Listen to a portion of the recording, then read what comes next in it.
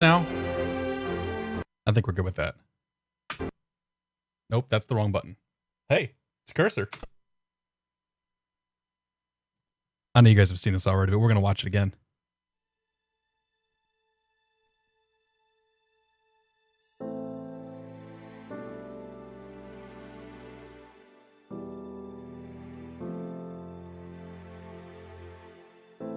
Retard, retard, retard.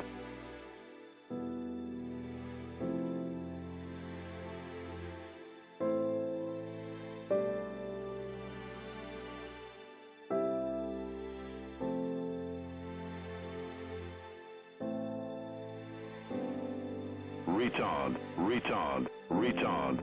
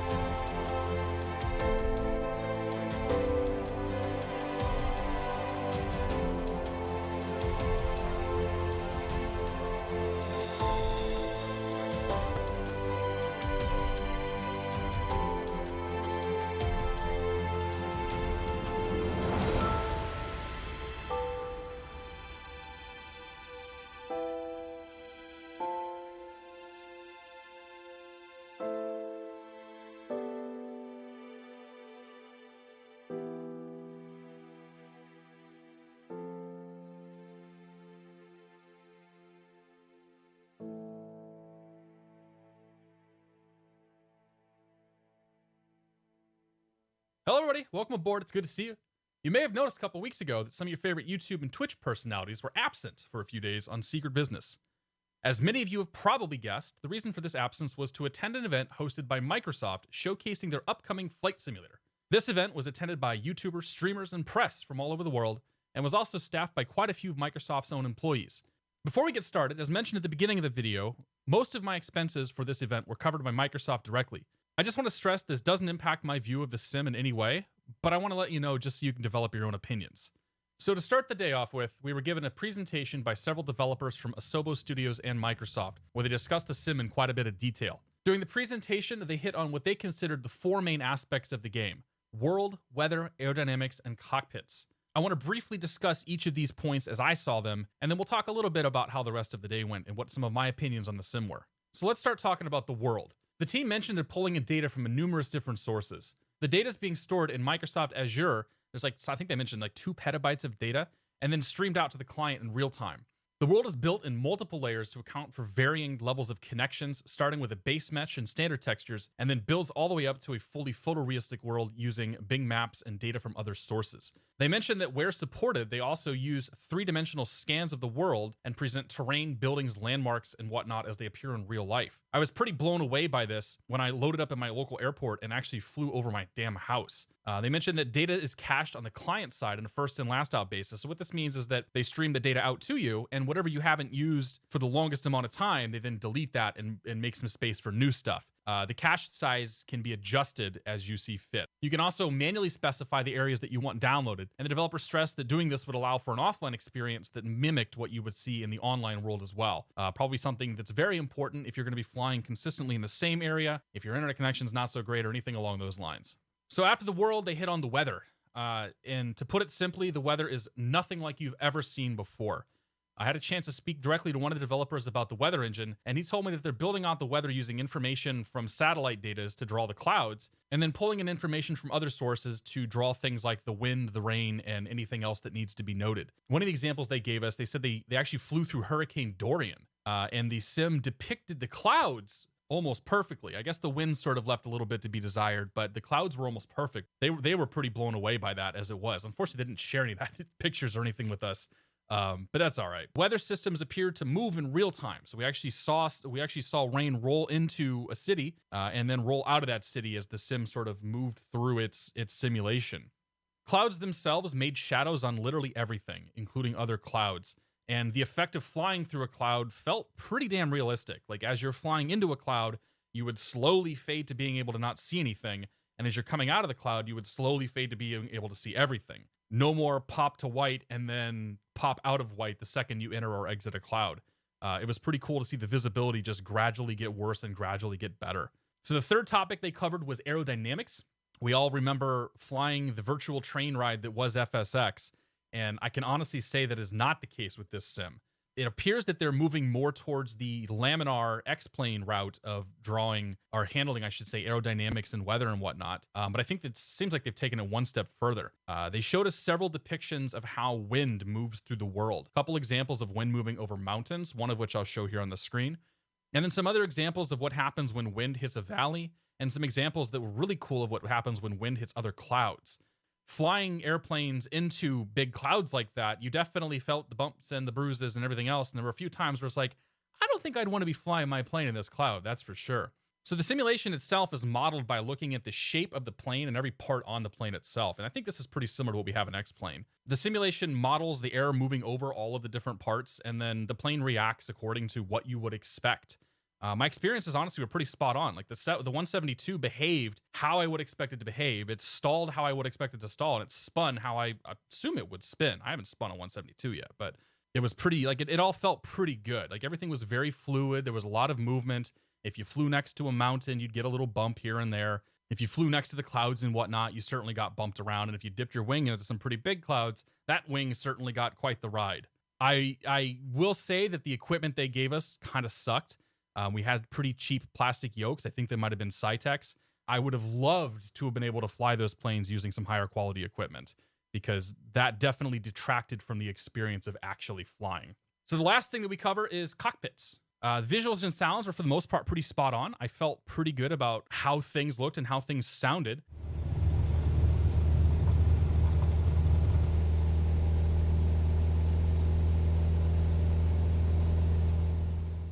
I talked to one of the audio engineers pretty extensively for about an hour, and how they're capturing audio and how they're handling audio is just amazing. The experience inside the cockpit was top notch. Like I don't really even have good words for how good it was. Unfortunately, the discussion on cockpits was at the end of the 90-minute presentation, and at this point my brain was pretty full and my retention was getting pretty poor. So I'll mostly talk about what I noticed when I was inside the sim itself. The most complete of the three planes they had was definitely the Robin, because this was the all analog plane. There was a G3000 simulated in the TBM 940 and a G1000 simulated in the Cessna 172. And I'd say that they were okay at best. They were missing things like procedures. They were missing a lot of the screens that you would expect to see. Some of the functionality just flat out didn't work. But I talked to a couple of the developers, one of which is the guy who apparently wrote all of them. And he assured us that because this was pre-alpha and this is early, like the enhancements are coming. So at the time of the testing, they were limited to just GPS waypoints, no support for procedures. So all the procedures that I flew were just radio procedures. So let's talk a bit about my experience. Once they wrapped up the presentations, they set us loose to the sims. Each person had their own station assigned to them. Each station had a yoke, throttle, pedals, and just a huge monitor. I didn't get the hardware specs, but I gathered that the machines were pretty beefy. I heard somebody say 2080 Ti's, and that would seem pretty likely. Overall, the experience was very smooth. I hit hitching and slowdowns in a few places, but near as I could tell, it felt like it was 30 plus frames per second at all times, which was pretty impressive given the visuals that I saw. The team recommended that we fly mostly around the Seattle area because that was one of the most complete places that they had. I did one lap of the pattern at Renton and decided to leave. I had other plans. I went directly to my home airport, actually. My home airport was maybe not done the best. But again, they mentioned that they're still making passes on all of the airports here. So we'll sort of reserve judgment for later. I did have my first real wow moment, though, when I took off out of my home airport. Looking around, like with the way everything is scanned and the way that everything is mapped out with the photorealism, it looked like I was flying out of my home airport. All the landmarks, all the bridges, all the waterways, everything was exactly where it should be and looked exactly as it should be. And this was confirmed when I flew over my own house. And I looked down and I'm like, there's my house. It's that color, it's that shape, it's that size. There's my neighbors' houses. There's my whole damn neighborhood. Like it was amazing. It was absolutely just a stunning moment. So having done that, I decided to go chase some weather. So I found a developing storm system in the Midwest and decided to load up the TBM just west of that cell. What I wanted to see was if I flew towards the rain, would it start raining about the time that it was supposed to? This was an isolated supercell, and it would be difficult for like X-Plane to depict that. So I loaded up, and it looked gloomy as all hell. As soon as I got off the ground, it got bumpy as all hell. I flew towards the supercell, and it pretty much started raining and getting bumpy about where I would have expected it to. I will say this was one of those times where the weather depiction and the atmospheric depiction wasn't quite all roses. I was told that the weather right now is depicted in squares and there's no transition between these squares, but that the real world weather was a fairly new feature that they hadn't had in the sim for very long. So this is something that's continually improving. The last thing I wanted to test though were various visuals. So I flew the Hudson Corridor. I wanted to see all the buildings of New York City. They were all rendered fantastically. My understanding is that they were all autogen, so that they were generated on the fly by the sim based on the data it got from Azure, which was incredible. The lighting was kind of sketchy, maybe not the best, but the screenshot I'm going to show you right now, this is pretty much what my experience was flying around New York. It's unlike anything else that we've seen in X-Plane, and I think even in FSX and P3D. Moving around to other cities, we had similar results. Like they looked great. I did notice that some of the airports I went to had default FSX airports, I think, because the lighting was pretty not great. Dubai was one such example where the airport itself was fine, but you could see that there were no dynamic lights and sort of things like that. The city of Dubai, though, like you could see the big skyscrapers and stuff like that rendered perfectly. So we had a lot of time to talk to and interact with the development team. Lots of questions asked about third-party developer support. Their response was, yes, we want them from everyone. The sim will continue to support Sim Connect, which is something that I don't know that it's been mentioned before. And they noted that this is built on FSX at its core. They've obviously changed and modified and took out quite a lot of stuff. The goal, though, was that they can make it easy for developers to port their add-ons and get things into this sim from FSX and P3D. So I think that's going to be a welcome relief for a lot of simmers. I asked a question about gamification. A lot of people are assuming this is going to be a game more like what Microsoft Flight was. And what are they doing to make it fun for non-hardcore simmers? I'm just kind of curious. And the response I got was actually not what I expected. They said their focus right now was actually on the hardcore simmers and that game elements are something they'd be adding later. They told us many, many, many times this was a PC-first simulator and the ultimate goal was to meet the needs of existing simmers and try to inspire a new generation of aviators. I thought that was a pretty cool response. So finally, while we were there, Microsoft gave us a chance to take a discovery flight in the Seattle area. So I loaded up into a 172, told the instructor that I had 230 hours, was working towards my commercial in CFI. He kind of looked at me like, yeah, I bet you do. And off we went. And it was awesome, dude. It was fantastic flying around Seattle.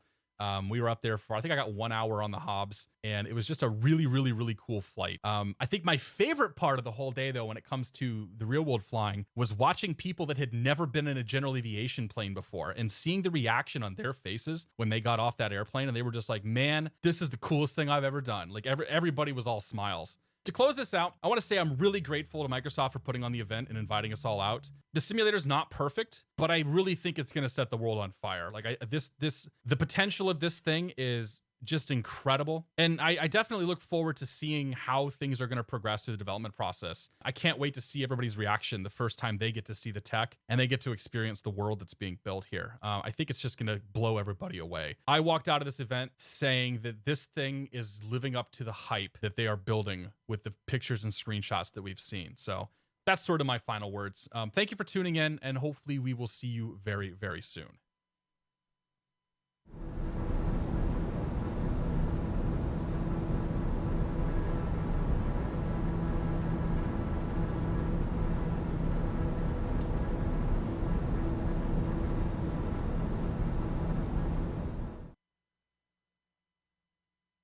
One second. We need to reconfigure some windows here. I had to do a special bit of magic to make that whole thing work like that. It's all right, though. There we go. How is it going? Hello, everybody. Welcome aboard and happy Monday. I hope you're all doing great. This video brought to you by Cloud Ahoy. There's some truth to that. We're going to skip the hellos tonight. There's a lot of people in here. We're going to talk about some flight simulator stuff. Hope you enjoyed the video. I got that footage, and I wasn't really sure what I was going to do with it. I kind of went back and forth on whether I wanted to put something together and release it, or whether we just wanted to go through and watch the footage tonight and sort of talk about it. So in the end, I decided to do a little bit of both. What's your net? That was the wrong one to turn up. Hang on. Turn those back up.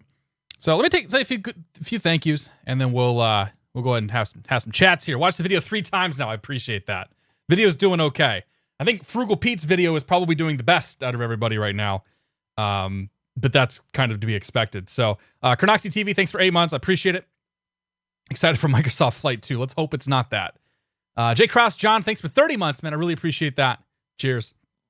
Half Shell Heroes here for 17 months. Thank you very much for your continued support. Cheers. And 2 Bravo Mike, thank you very much for the 100 bits. I appreciate it. Cheers. So, I hope the video outlined, laid out, did whatever we had to do. It was a crazy event. I got an email. So I got an email about a week and a half or so prior to the event itself. It came like way early in the morning. My daughter was having a rough night, and I just happened to pick my phone up and look at it, and it was like invitation Microsoft Flight Simulator World or Global Preview events. I'm like, what the hell is this?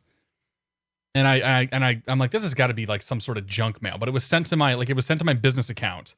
And so I looked at it, I read through it. I'm like, well, this seems like it's actually legit. I checked the email addresses, I checked the names of the guy who was on the email, and I was like, huh. So I'm very fortunate with my employer that I have some flexibility for taking some time off. So I went ahead and confirmed. I'm like, you know what? It's as long as because it was also the week of my wife's birthday, significant birthday. I won't say how many, but it was significant. So I confirmed, and we did all the birthday stuff that we had to do. And back and forth on flights and this and that, and part of the email, and the only reason why it worked for me is because part of the email is like, and if you need us to, we can cover your travel expenses. I was like, huh. So they're going to fly me out. They're going to put me in a hotel room, and they're going to give me a couple of meals. And they're going to show me this thing that nobody else has had any hands-on time with. Yeah, sure. Let's do it. Let's make it happen. So we did it. I had to be sort of hush-hush about it. I know once we sort of... I reached out to a couple of people who I had a feeling were also going to go, and then we sort of put the feelers out there on the Twitters and sort of figured out, okay, who's going on secret business trip here soon. And I ended up hanging out while I was there. I ended up hanging out with Chewy, with Callum from FS Elite, with Frugal Pete, and with Squirrel, and Bell Geode, and I met Heli Simmer, Sergio, and I hung out with Tristan from Nova Wing. So I met and hang out with a whole bunch of people, guys that I normally only see like once or twice a year, pretty much once a year at like Flight Sim Expo. So yeah, so everybody else that I knew was booked on Thursday. I was booked on Friday. So they all got in, I want to say like Wednesday afternoon or something. And they did the thing on Thursday.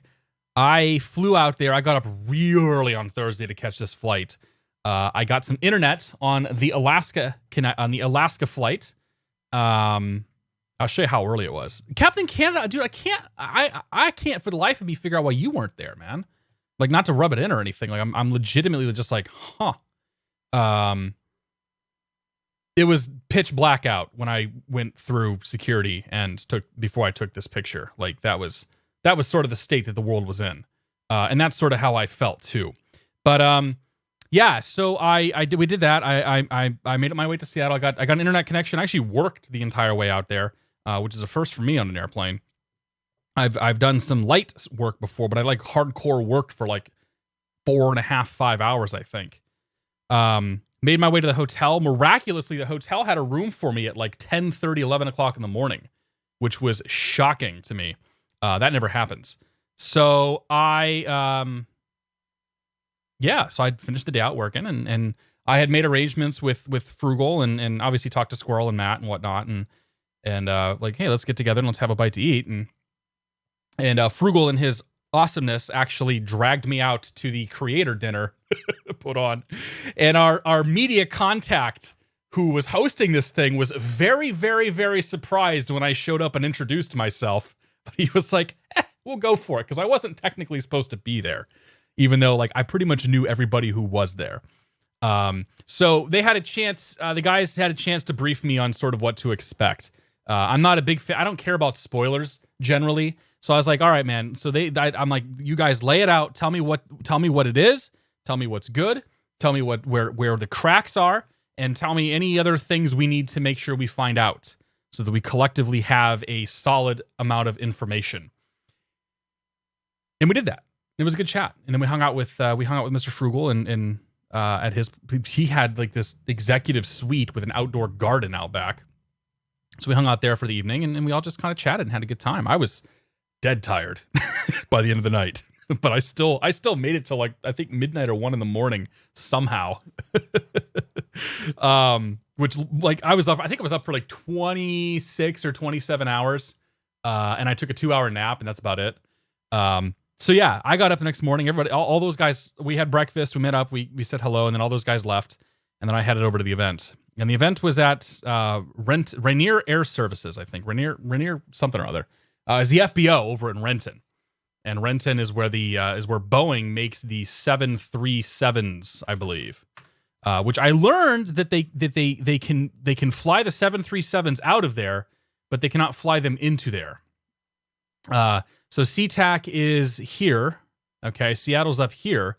Renton is right over here. And so that's where we stayed. And then, so yeah, the FBO was on this side of the field. The Boeing factory and all that stuff was over here. Yeah, so we did that. Showed up, wasn't really sure what to expect. Well, I kind of knew what to expect. But I was kind of like, all right, well, this is unique. This is certainly not anything that I've ever seen, done, or experienced before, but whatever.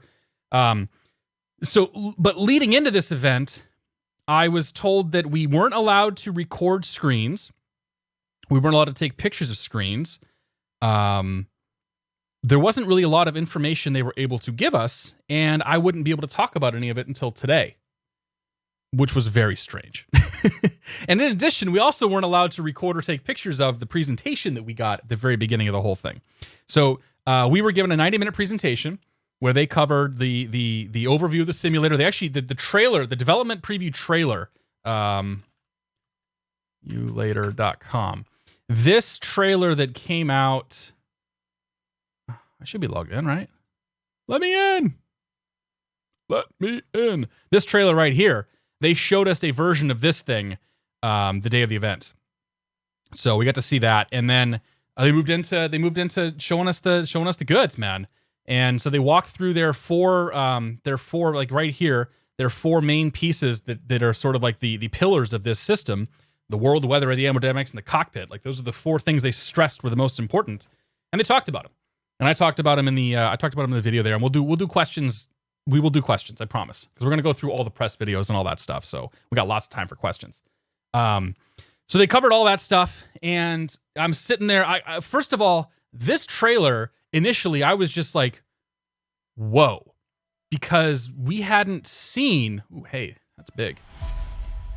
We hadn't seen anything like this. And we hadn't seen, this particular trailer. Like the music selection, the art selection, sort of everything about this was just like, holy crap, dude. Like it set the tone immediately. And things to like look at, okay, the shimmer of the sun as it's rising and setting, like that's not an effect, that's in the sim. I actually saw that at one point, which in itself was kind of incredible. The lighting is incredible. Of course, the gold, you can't go wrong filming something at golden hour.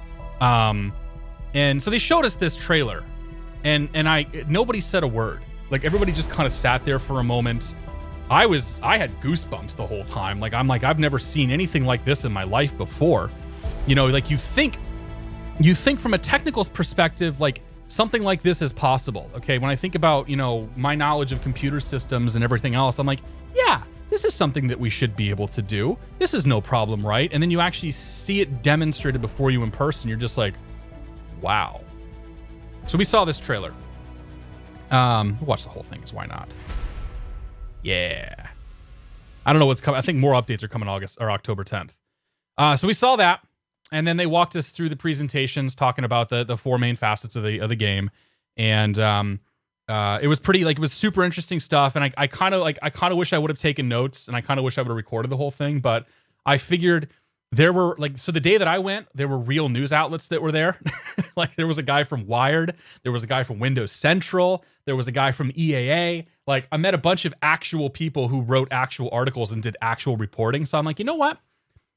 I'll let them do that. I'm going to sit back and I'm just going to watch, and I'm going to try to soak in and remember and think about as much as I can for this event, because that's sort of what I do anyway. Like everything we do with the live streaming stuff is off the cuff.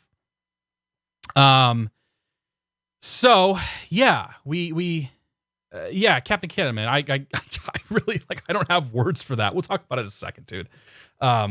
So that happened. We got all the way through the presentations. By the end of it, by the time we got to the last one with the cockpits, I was starting to wear a little thin. I was getting kind of thirsty. I may have been a little bit slightly hungover from the night before and not getting enough sleep, and I was also I was just vibrating with excitement about knowing that I'm just a few minutes away from checking out this simulator and all that. So it finishes up.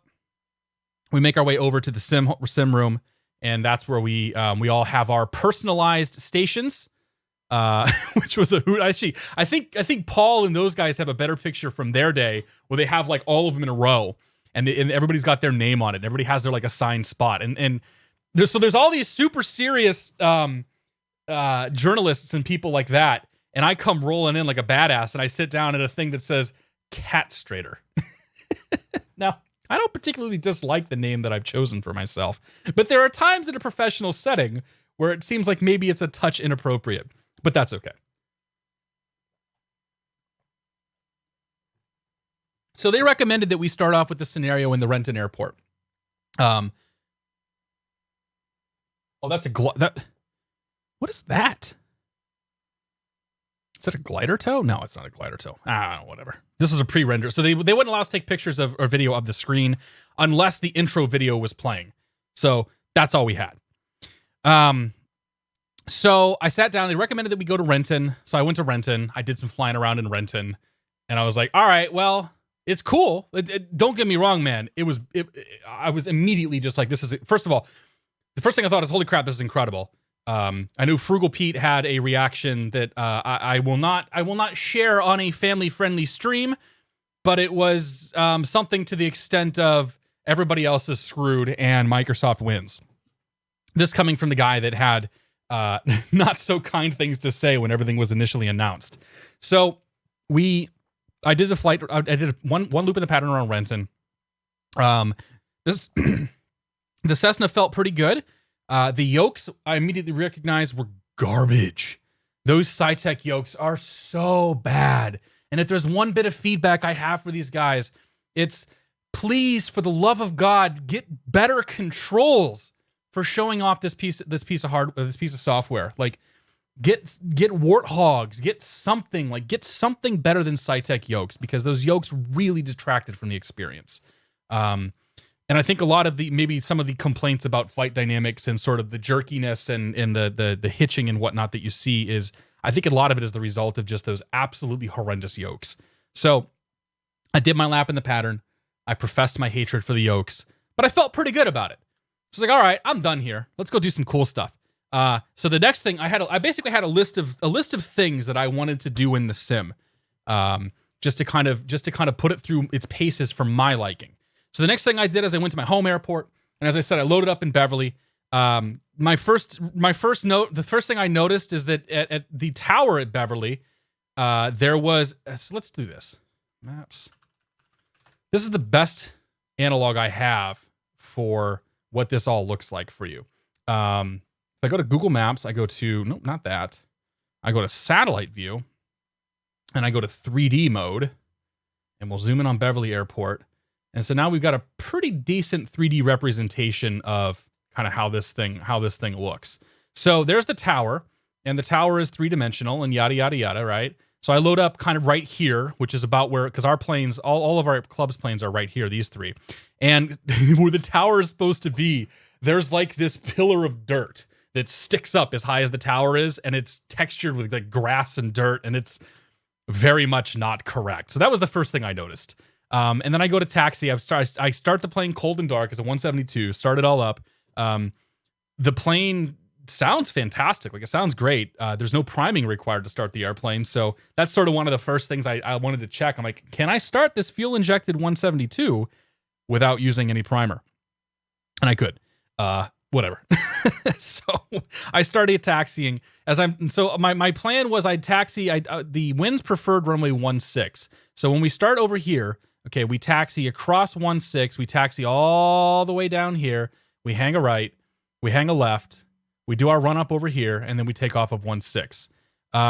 So there were taxiway markings here, but it was like dirt and grass, and there was foliage that was like autogen foliage that was being put all over the place. So that immediately tells me that not all the airports are finished. And I asked about this, and one of the devs told me that, yeah, the artists are basically making hand passes at like all 44,000 or whatever airports to make sure they look like airports. And as soon as you get off the beaten path of what they've done or what they recommend, they're like, your experience is going to kind of vary. And they had a list of like preferred airports, probably a dozen of them or so. They said, go to these airports for the best experience. I wasn't going to do that. Come on. So I taxied anyway. The airport was whatever. The airport was incorrect, but whatever. It's fine. Like, it's still, the sim is that, like, that's not kind of the point of the sim, to put it that way. So I take off out of 16, and I wish I could tilt this view some more. I don't know Google Maps that well though. Like, I'm supposed to be. Nope. Okay. I can't tilt the map. Anyway. So I take off out of here, and the first thing I notice is that it looks pretty much like, this is Google Maps, but it's pretty much the same thing. This looks almost exactly like what we're looking at right now. It is like, I'm just like immediately go, oh, like just this moment of sort of speechlessness. And I'm like, there's a bridge. There's the bridge over there. There's the drawbridge. There's Kernwood Golf Course. Like, here's all, like, this area is where I have spent the last 10 plus years. And it's also where I've done most of my flying over the last 2.5 years. And like, it was, that first time that you saw ortho photo scenery, like you went through the mountains and you're just like, how does it get any better than this? That's how I felt flying around here. So I took off, I went and I found my house. And I saw my house. I'm going to zoom into a random spot here just because I don't want to show you guys where I live. I zoomed into a random spot here and I said, that's my house. And this is what it looked like. This is pretty much exactly what it looked like in the sim. Like, the houses were 3-dimensional. They were modeled. If we turn, like, this is what they look like. And that was my house right there with my car in the driveway and my garage in the back and my yard and everything else. That was my neighbor's house. That was my entire, like I said, it's not my neighborhood, but that was my entire neighborhood. And I was just like, okay.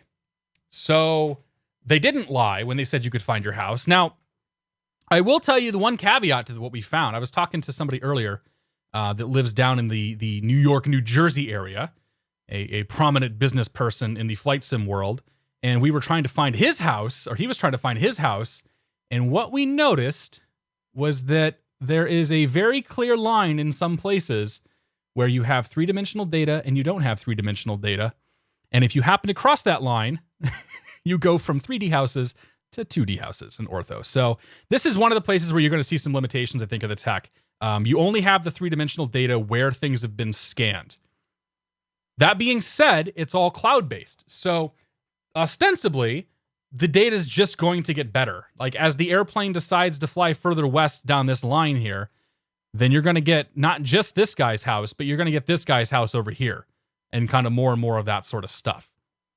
Like, it's just going to get better. And like Squirrel says, like Paul says, you're just like, we're going to fly more VFR. Like, it's just going to happen that way. Okay. So I saw my house. That was a pretty, like, let me take a step back here sort of moment. I'm like, this is pretty wild. So the next thing I did is I fired up ForeFlight. And I said, okay, ForeFlight. I want to find, they're telling me this weather depiction is real. they're telling me that where clouds, they're implying that where clouds are, I should be able to find clouds. Where weather is, I should be able to find weather. So I started looking.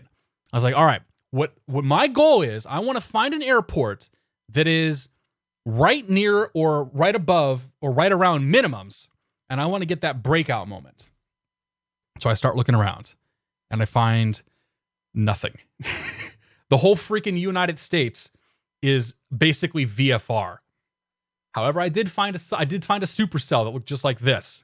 That was east of an airport. I was like, all right, well, if the weather depiction works, I should be able to take out of the equivalent of this Charlie Sierra Bravo, head east and fly into a thunderstorm. I did. I flew right into a thunderstorm, and it was fantastic. The thunderstorm was pretty much right where you expected it to be. It was pretty dreary and whatnot to the west. As you started flying to the east, the rain was picking up, the turbulence was picking up, and pretty much right where the next rad said there should be a thunderstorm, there was a thunderstorm. So I was like, all right, that's test number 3. So now I got to find my low vis approach. I want to go shoot an ILS somewhere. So I find an airport that has a reasonably low visibility. And then I find another airport. So it was right around the Omaha area. It was right around here. So let's say it was like this airport. And I found an ILS that was shooting south. So I took off out of an airport that was near that, and I did it in the 172 actually. So I took off, I went to 3,000 feet, and then I started playing with the GPS, or the G1000. So this is where I found a limitation of the G1000. It was not capable of doing procedures, which I found out after the fact was a known limitation due to early alpha stuff. So did that. I got in the air, 3,000 feet. So I'm like, all right, I'll just shoot an ILS. So I pulled a chart up. I found an ILS approach. I tuned in the localizer, tuned in the ILS, captured my localizer, captured my glide slope, flew it down. My breakout was probably 1,200 feet when it was supposed to be like 500 or 600 feet, but I still did it. So I flew that. And I landed. So I actually wasn't even going to land it. I was just going to say, all right, I got my little breakout moment. I saw what it's like when you get down under the clouds. I saw how you sort of gradually start to see the ground the way that you would expect to. And then it all sort of opens up in front of you. Not like X-Plane where it goes completely white and then completely open. But it was all very, very subtle, very gradual. Retard. So I did that. And so I ended up landing it. I wasn't going to land. I'm like, just whatever, I'll land it. And I take a step back, and so this is accomplishment number 4 now in the sim. And I'm like, okay, aside from the avionics that are obviously not the best, and the airports that are being worked on, this has been a pretty good experience so far. And I look around, and there's like 5 developers that are standing behind me, watching me. And one guy comes up to me and says, "That was a nice flight." Oh, well, thank you. So we started talking a little bit, and we started talking about the turbulence. So we started talking about kind of the weather conditions and this and that. And I found some other stuff to fly and whatnot. And yeah, it was kind of interesting that, like, of all the people in this room, I ended up having like 5 or 6 developers behind me, not even an hour into this whole show. I think because I was the only one that shot an approach in the 2 days that people were flying in the sim. It's like, oh yeah, that's kind of cool. So the next thing I wanted to see some sort of like gloomy, stormy conditions. I wanted to do a full flight, and I wanted to see like some. Basically, I was looking for that sort of oh man, how do I even put this into words? I was looking for this view, only I wanted clouds, and I wanted sort of some storminess. Like I wanted to see a bunch of lighting stuff happen. And so I took off out of Dallas Fort Worth. And I was in the TBM, and I flew. I built an approach, or built a flight plan, I should say, that went to a VOR, and then from there went up to. I closed my window, didn't I? I closed all the windows, and I didn't want to close any of those. So I flew up to a VOR, and that VOR then put me onto a glide slope, and then I flew the glide slope in, and as I'm flying up there, the idea was I was looking for some real interesting weather as well. So I got up to altitude, I went to 17,000 feet or whatever.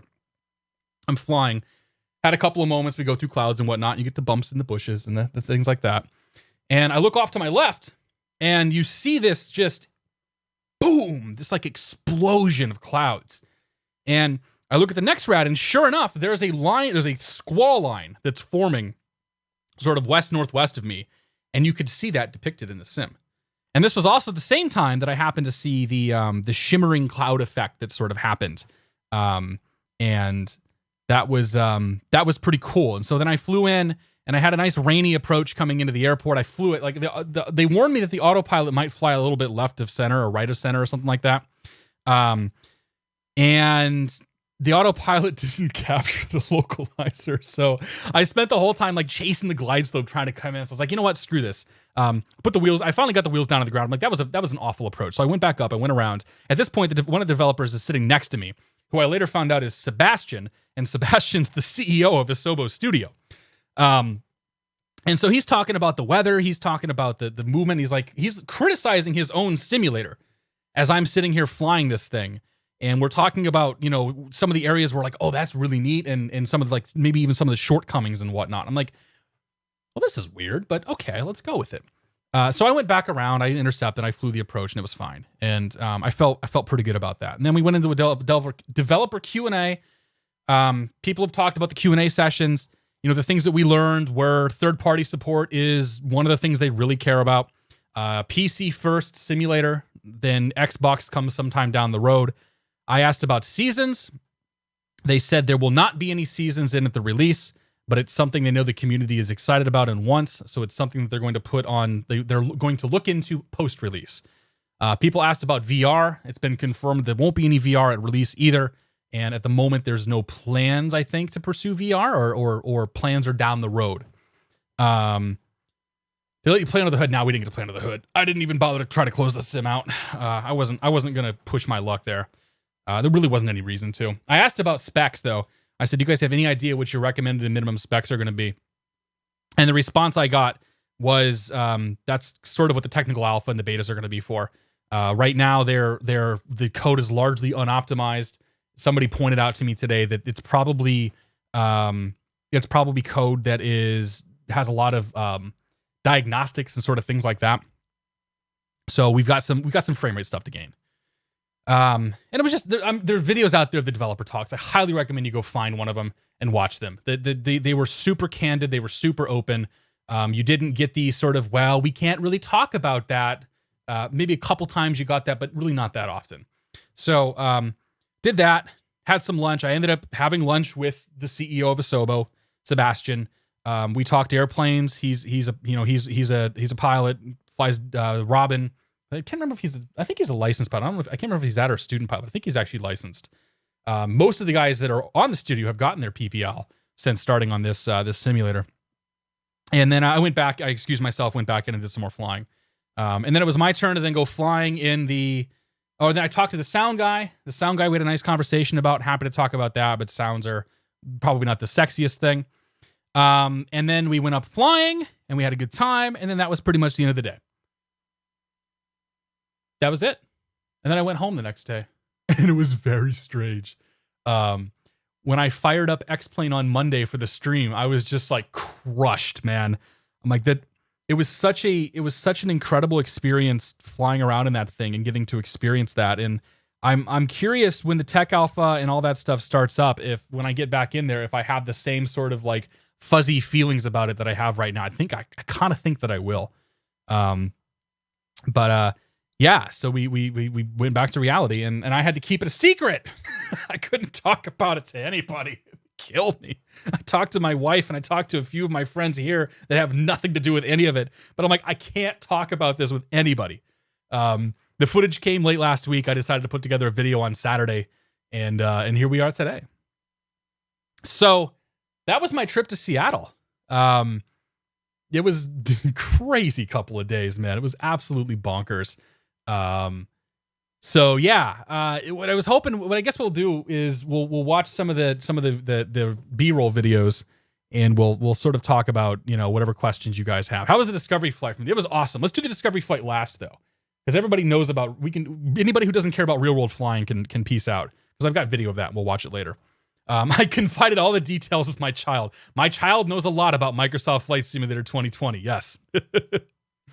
Retard. Recon. So yeah, let me say a couple of thank yous, and we'll start watching some B-roll footage and see some video and whatnot of this sim in action. Who did I leave off with? B2, thanks for 6 months, my friend. Appreciate it. I'm glad you liked the video. Thank you very much for the kind words. Dogo DR's here for 27 months. Super Secret Mondays, 27 things I have done to my mount, or done 27 things I have done on my mount. Yeah, there you go. Dogo, thanks, my friend. Delta Who, thank you for the host. I don't know why the alert didn't go off for that, but thank you very much, Delta Who. Welcome everybody from Delta Who's stream. Tampa D88, thank you very much for your support and welcome to the Beer of the Month Club. Cheers. And finally, Anthrax, thank you for the tier 3 subscription for 3 months. This isn't where I parked my car. Oh no. Cheers, my friend. Thank you very much, dude. I appreciate it. How you doing, Levi? It's good to see you, buddy. All right. So they sent us a press kit. And in this press kit was a pile of images, most of which I'm sure you have seen on other publications. This one is entitled 600 kilometer cloud draw distance. Some of them are more impressive than others. Like this sort of shot right here, we can almost get an X-plane, but it does look pretty, I guess it looks pretty cool. This is a pretty good example of what the cities are looking like. The one thing I noticed flying around cities is that it seems like that maybe PBR is not quite attached properly to some of the buildings, because a lot of the buildings showed up very, very, very dark when I would have expected them to show up quite a bit brighter. I noticed this in New York. I think I noticed this in a couple of other spots as well. It was definitely apparent in New York. Like the buildings in New York, even during the middle of the day, seemed very, very dark. And they hit it very well in their upcoming screenshot. Whatever, inverted flight. This is for the kids, right? The reflections are cool. Like the reflections are all pretty neat. What is this? Actually, we didn't have this plane, did we? I was gonna say this cockpit was great, but this isn't the Robin. This might be like an extra or something. I don't know what this is. TBM, that almost looks like kind of fake. Like that actually looks like it's almost painted with the way the trees are out there and whatnot. The foliage. This is one of my favorite shots. See, this one I used for the thumbnail. Yep. I've seen a lot of outlets have used this shot right here. I guess it's a pretty cool shot if you like don't have any familiarity. You're just like, oh, that's blue. That looks nice. VATSIM or Pilot Edge integration? Don't know. Somebody asked about the SDK. They said there will be an SDK released. Sim Connect is a thing in this sim. So the idea is that add-ons and whatnot for FSX and P3D should be, probably P3D because it's going to be a 64-bit, I'm sure, should be able to work without too much hassle in this new sim.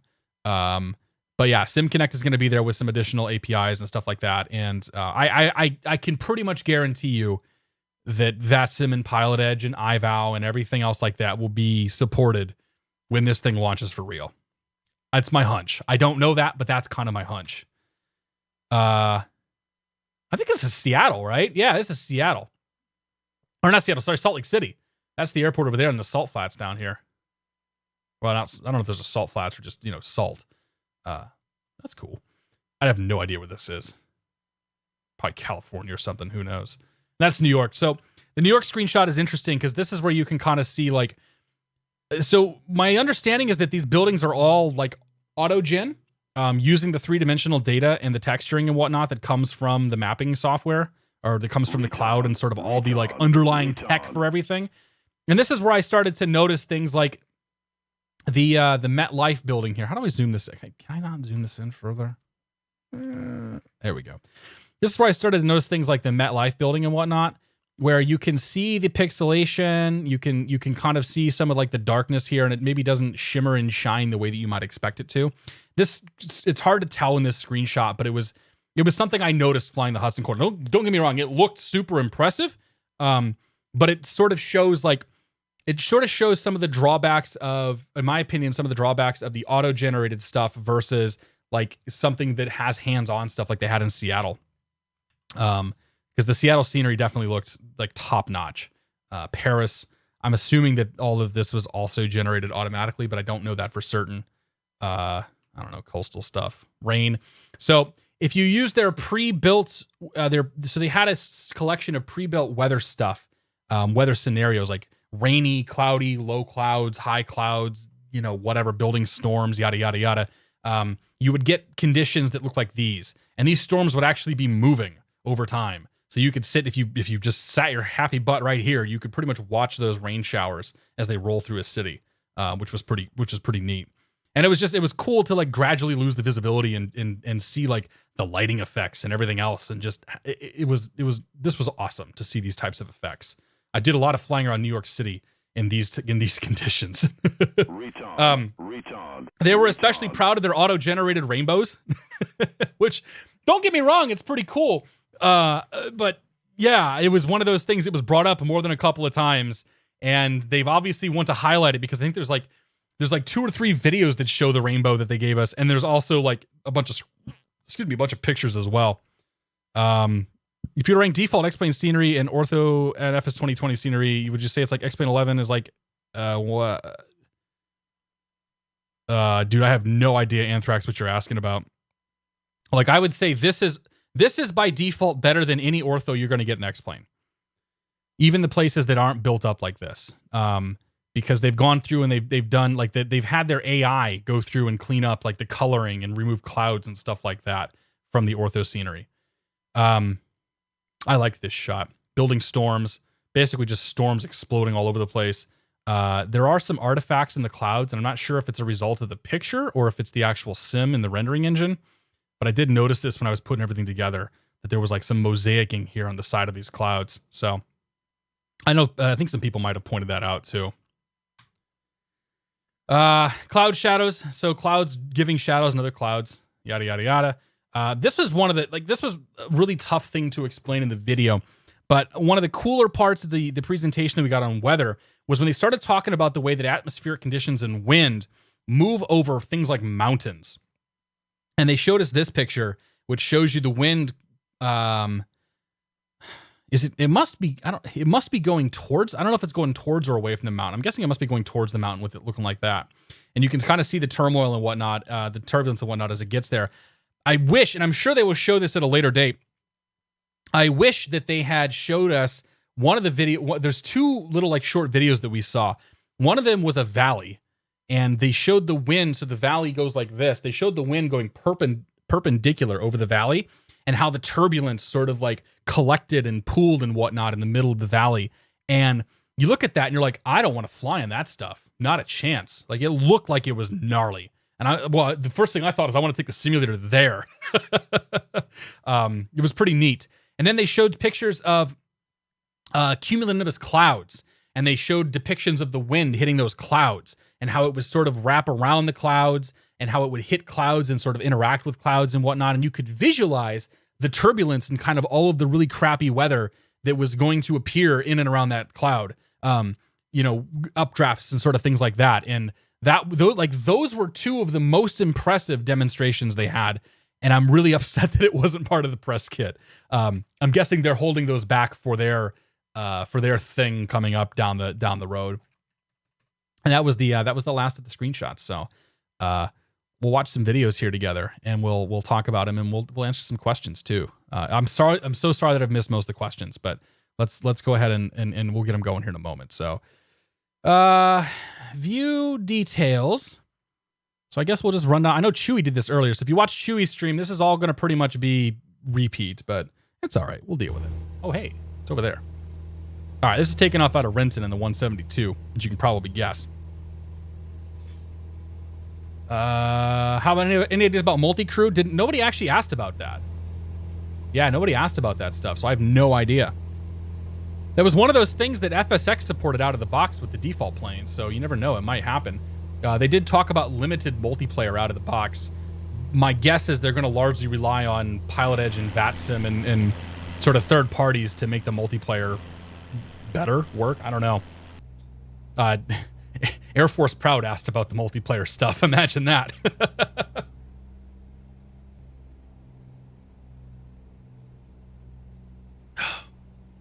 Oh, man. You guys, here we are looking at cool airplane stuff, and you're talking about VMware and the Azure cloud and whatnot. I approve. I absolutely approve. 10 gigabytes of RAM minimum eats all the disk bandwidth. Are you talking? Oh, you're talking about. Okay, you're still talking about this. Atomic Frog, how you doing, man? It's crazy they wouldn't let you guys record video. Just seems odd. I mean, it makes sense because we could have recorded a lot of the bad stuff. And there's certainly people that would have focused on the bad stuff. By giving us the B-roll and whatnot, they're forcing us to sort of... like, they have a little bit more control of the narrative. Which, I'm actually okay with that, given the fact that this is such an early build of the game.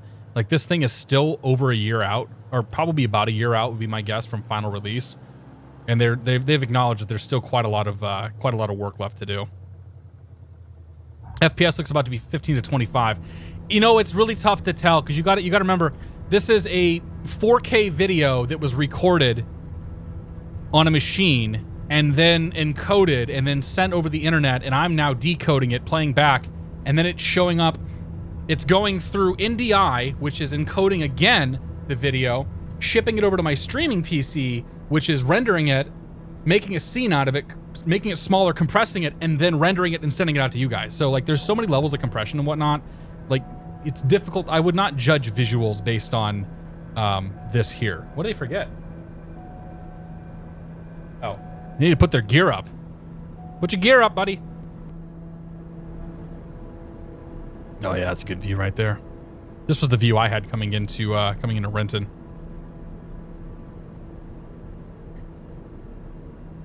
Can't remember I had about the fact that the rendering building is so detailed in the colors. Signs, roof. Yep. Yeah, it's wild, dude, isn't it? We're gonna do, yeah, we'll do the midway one. I think the midway one's a little bit later. We'll get there, I promise. We're gonna probably go through all of them tonight. Because I don't really have a lot else to do. Ghost Pilot, what's going on, buddy? Yeah, dude, Chewie was jazzed. We had one guy on the runway. Will still in late final. Excellent. You didn't have to go around, did you, Paul? Like, I can see a bunch of compression artifacts and whatnot in this video.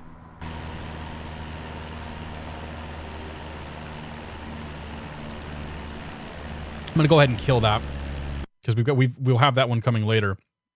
This is the same B-roll as before, only this time the clouds are different. Like, it's basically the same exact flight. In fact, I think it might actually be the same flight. So we'll go ahead and kill that. Baltimore.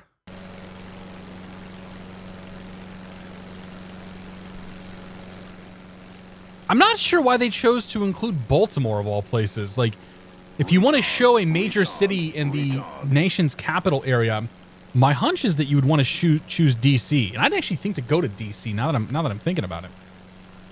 KK Bash, thanks for 13 months, my friend. I appreciate it. Flyboy F117, thanks for 30 months. Cheers, my friend. Tech Claw's here for 33 months. Awesome, you're including the global preview event. Been busy lately, haven't been able to catch the streams. All good, dude. Thank you, Tech Claw. Appreciate it. And finally, Luis Manza, how you doing, my friend? Hello from Boston. Here for 29 months. Hello, Cat friends. Nice to be with you. Cheers. Appreciate it, my friend. We'll see what happens with the Orbex. I'm not... Like, there's definitely some third-party developers that are on suicide watch right now. I think Orbex will be fine. There's still going to be a market out there for people that want complete visuals on various airports and whatnot. So that was Baltimore. Here's Berlin. There's some pretty cool shots in this one, actually. I don't know Berlin that well, so I don't know what the important landmarks are. But this was an awesome shot, I thought. Like, I love this. So one of the things to notice... Now, I noticed this in a few spots. I wanted to point this out. And not because I'm trying to crap on the sim or anything, but it's important that we're thorough. So if you can, keep an eye on the trees and whatnot around here. And this is where you'll start to see like a little bit of pop in and things like that. Like level of details changing, trees kind of moving around. I noticed that in a few spots, especially where there was thick foliage and whatnot. Captain McGee, thanks for 30 months.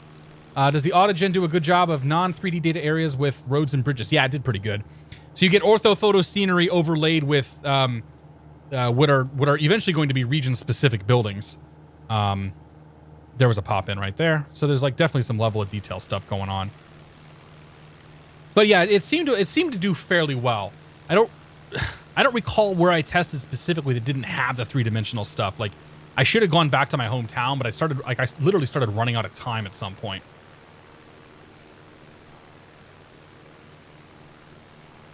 Orbex sold 50% of their company to investors. I think I know why. I did not do Egypt, no. Berlin was instantly recognizable. Yeah. I don't know Berlin that well, but I figured putting that in the video, people are going to know what's what. Of course, next we have the venerable Boston, and this is I have flown in this exact spot before, coming up on Cambridge and whatnot to go downtown for a city tour, and it's amazing. Like the level of detail in these buildings, the clouds, and everything else. Like these were also some of my favorite shots. That's why I opened the video up with this one. How much hands-on time did you have with the simulator? I had about 5 or 6 hours to play with it. I didn't have a lot of people to talk to. That I'd end up making some friends while I was there, but I didn't have a ton of people to kind of chat with and react with. So I just simmed the whole time. I did a ton of different flights. Checked a ton of different areas. I actually went down to Princess Juliana, which looked pretty good too. It was late in the day, and I don't have any specific comments on it other than I recall it looked okay.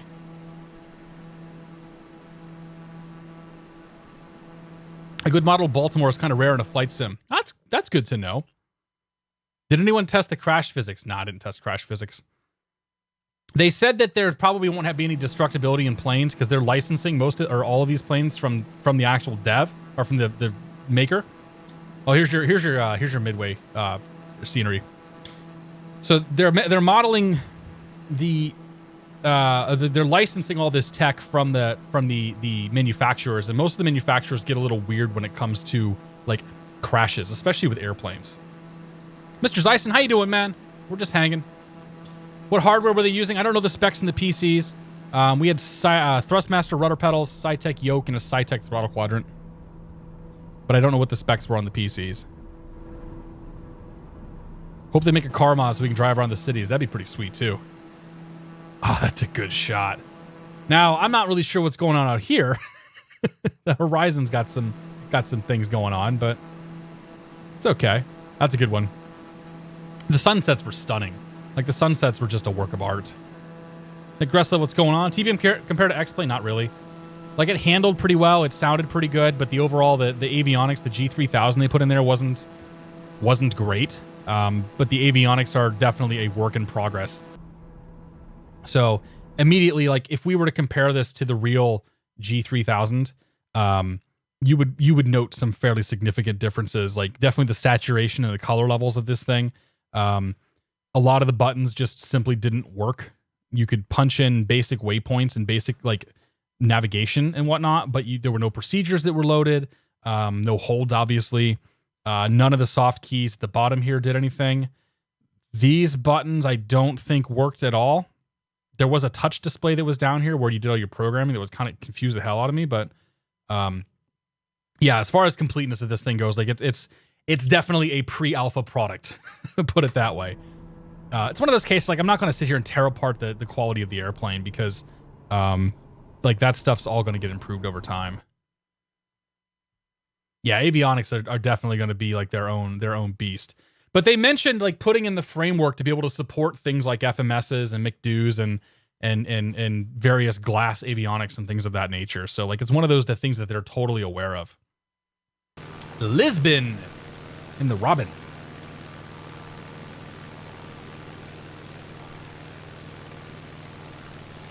That's normal pre-alpha, absolutely. And I think that anybody that focuses on the quality of like the G1000 screens and whatnot is kind of missing the point of what all this is about. Like the event, the things that we're showing and whatnot are really about the world building, like the tech behind, all of this. Like, holy cow! Obviously, we can get ortho scenery like this in X-Plane, but like it's all color matched. The clouds are obviously not the 3D clouds that are supposed to be there, but the clouds are all removed. And if we got down closer, I think these look like they're probably 3-dimensional buildings too, like scanned-in buildings in Lisbon. Captain McGee, thanks for 30 months. Oh, I already said thank you, but thank you again for 30 months. I appreciate it. Do they have a recommended list of airplanes for you to fly in the simulator? We had 3 airplanes accessible to us. There was a Robin, there was a Cessna 172, and there was the TBM. So those are the only 3 that we had. I know they've previewed at least 2 or 3, like 1 or 2 other airplanes, because I think they've shown off an extra. And I honestly don't know what else they've shown in the previews. How was the FPS compared to other simulators? I didn't know the exact number, but it felt like it was over 30. Like it never felt like it was getting super, super, super low. And we're running, we're still, like I said, it's still an early build, so we don't know what the final outcome is going to be in terms of the performance and whatnot. Like that's just going to be one of those things that'll take some time. Will there be support for different seasons? Negative. At launch, there will be no seasons, according to the developers. It's one of those things they'll look into adding after the fact, but it will not be in for launch. It's not on the roadmap. The Robin is an odd choice. Not really. Remember, it's a French studio, and the Robin is a very popular airplane over in France and England, and whatnot. Like the developers, I think most of the developers learned to fly in a Robin, which is one of the reasons why they made it. Remathorn, subscriber from long ago, been out of the flight sim world for a long time. 2020 videos rolling up on my YouTube feed brought me back. Good to see the old gang still turning props and burning Jet A. Remathorn, thank you very much for your continued support, man. Welcome back, my friend. Cheers, buddy. Appreciate it. Squirrel says the DR400 is a decent plane pretty quick. I think it'll be about a year out. Yeah, I think they've said end of 2020 is their goal. And I think that's a completely plausible goal to have. So the technical alpha is, I think, like late next month or something, and then and that'll almost. I think they said during the sign up process that'll almost certainly be NDA'd, so nobody will really be able to talk about it. And then my guess is we'll see some sort of like proper beta, probably like beginning of next year, Q1 or Q2 time, and then that will roll into a release that I'm guessing a release for a game like this is probably going to happen August, September, like pretty much a year from now is my hunch. But a lot of it depends on how everything comes together. Like game development is insanely unpredictable. So who the hell knows what's going to happen? Is it Steam only? They haven't talked about distribution. This is Rockland, Maine. Also beautiful scenery. They haven't talked about distribution, but they did note that it would be a Game Pass title. So my guess is it'll probably be on the Microsoft stuff. I wouldn't be surprised if they distribute it through Steam, given the openness that Microsoft has had lately, but they didn't really say anything about that. And they wouldn't talk about pricing any stuff like that. Did you notice any saw blades, crawling ants, flashing water, or clouds? I noticed some artifacts and whatnot, but nothing that really stood out as being awful, like super bad. I wasn't explicitly looking for that kind of stuff though. So no, I don't know that I noticed anything. What was night flying like? It was beautiful, man. Like night flying, especially in the clouds. The cities will illuminate the clouds. So you get that nice sort of orange, like whitish orangish glow. And it was awesome. And as you're flying around, like if there's a low cloud layer, you can kind of see the glow of the city through the clouds in some places, and then you would see holes in the clouds and be like, boom, there's lights in city. It's fantastic. What is the camera system like? The camera system was better than FSX, better than P3D default, but not great. I'm guessing that it still has work to do. I was not impressed with the camera, put it that way. There was no easy way for me to move the camera around and sort of see what was going on. I'm assuming this is a Robin of some sort. Oh yeah, this is the DR400. Where's this? This is Newcastle. I think that's near London.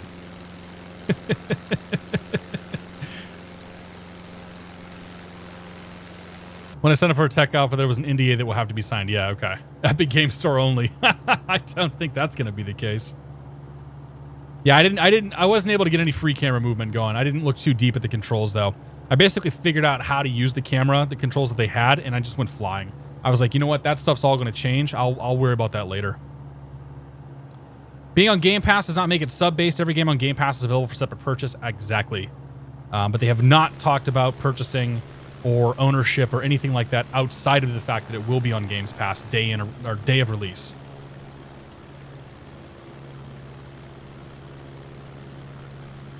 Sounds like they're RTX on. I think somebody asked about RTX, and I think they said no. But I don't recall. John Wayne, man. They know their audience, that they're pulling up John Wayne here to get the pilotage crowd. In some of these cases, you'll see like In some of these cases, you'll see parked cars and whatnot, and you'll see airplanes and stuff. Like here, you can see some parked cars in this parking lot over here that are obviously part of the ortho and not necessarily part of the scenery itself. Bubble Matuna, thanks for 27 months. Happy Monday, my friend. I appreciate it. Cheers, buddy. Bill Ferrelli. That SNA looks terrible. Yeah, the John Wayne, so this is probably an example of, I'm guessing this is an example of all of their data being used and then generating an airport automatically. The terminal obviously doesn't have any jetways or anything like that. You can see like the detail of the roads and this and that and sort of the buildings around here, but I don't think that this was an area where they made their pass at. Like LEX, I think they made their pass, but yeah, the John Wayne terminal leaves a little something to be desired. Like, honestly, I don't really care. I'd still fly in here, but like, you know what? It's fine. This is one of my favorite shots, though. The underside of this airplane coming in.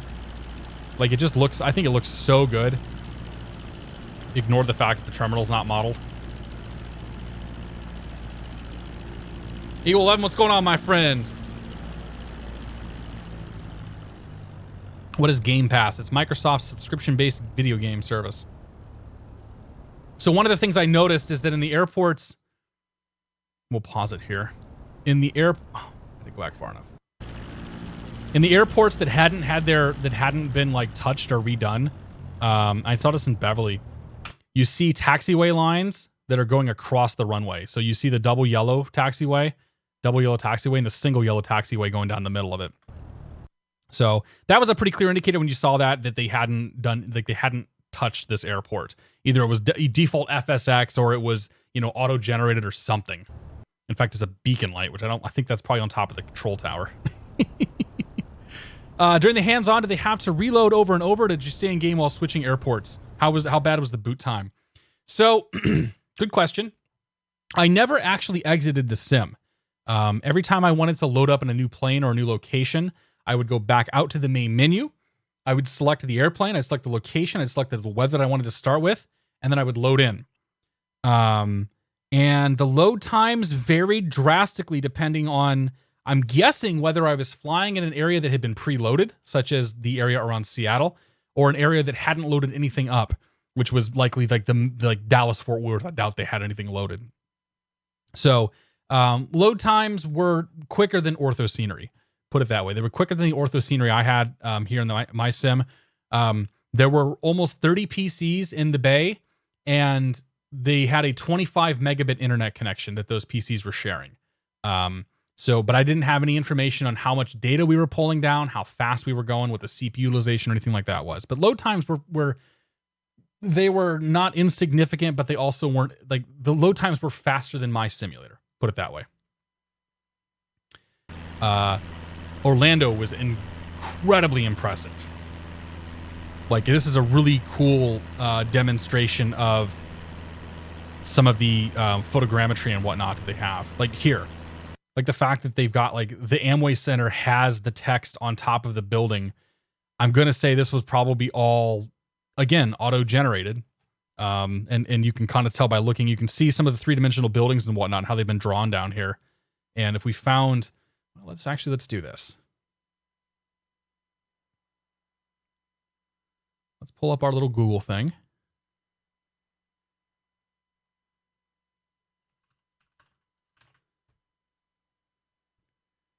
And do I have Google Earth installed? No, I don't. Can I just load it up here? Can I just, like, literally load Google Earth?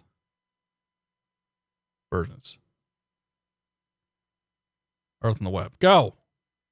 Oh, yeah, I have to load Chrome. Stand by. Yeah. Because I can do more manipulation with this. So let's do some comparisons here. Google Maps should show it. So yeah, I can maneuver the camera around a whole bunch more. Skip that. I don't care. Amway Center, Orlando. Go.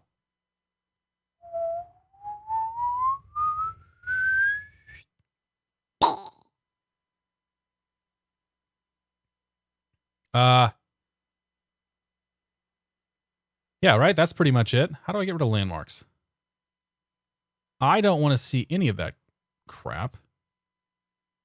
Maybe I can't turn that off. Nope. Nope. Ah, whatever.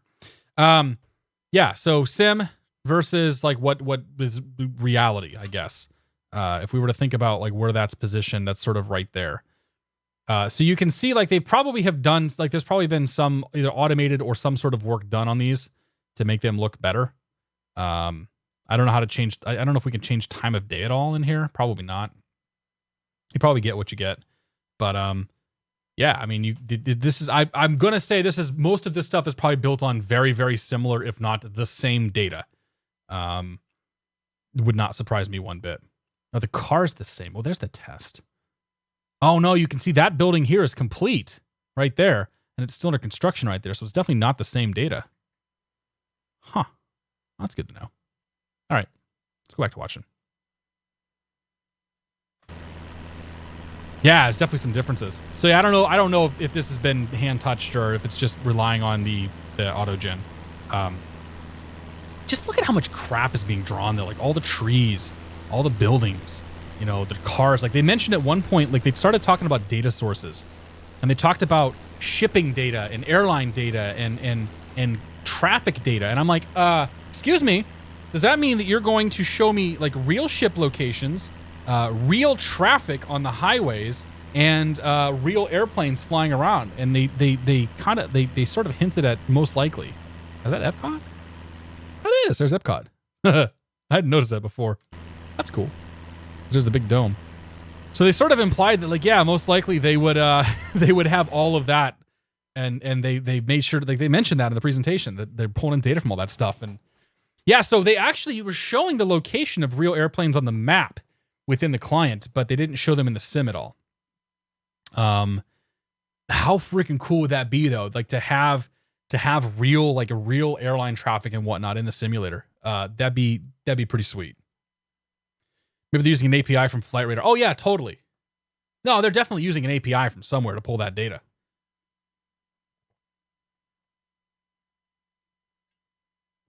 I mean, you can get the data from the federal government on a delay, but like traffic data and whatnot, like traffic data is cool. Because can you imagine flying around and you're flying over a traffic jam? Like that would just be, and it like exists where the traffic jam is supposed to be. Like that'd be really, really cool. I think like that's the kind of stuff that gets me excited. All right, Sao Paulo. This was a cool one because this one had some stormy, rainy weather, and this is where they certainly featured the rainbows in their glory. Does this mean I can fly over you on your way home from work? Well, I work from home, so you certainly could if you wanted to. Do they model whales and dolphins? How cool would that be? Traffic data you can pull from Google Maps. Well, Bing has it as well. Yeah, ADSB Exchange has got it. You can license Flight Radar data. Like you can get that ADSB data. It's not a big deal. I wonder how Laminar is taking all this. Levi, take it easy, man. Have a good night. Gotta have the rainbows.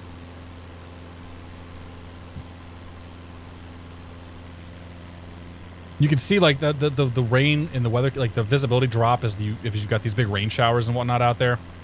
Like I don't think you'd want to fly into that bit of nastiness. My guess is it would probably hurt. What do we got here? Renton. Yeah, this is 3.5 minutes. Like this is their pride and joy.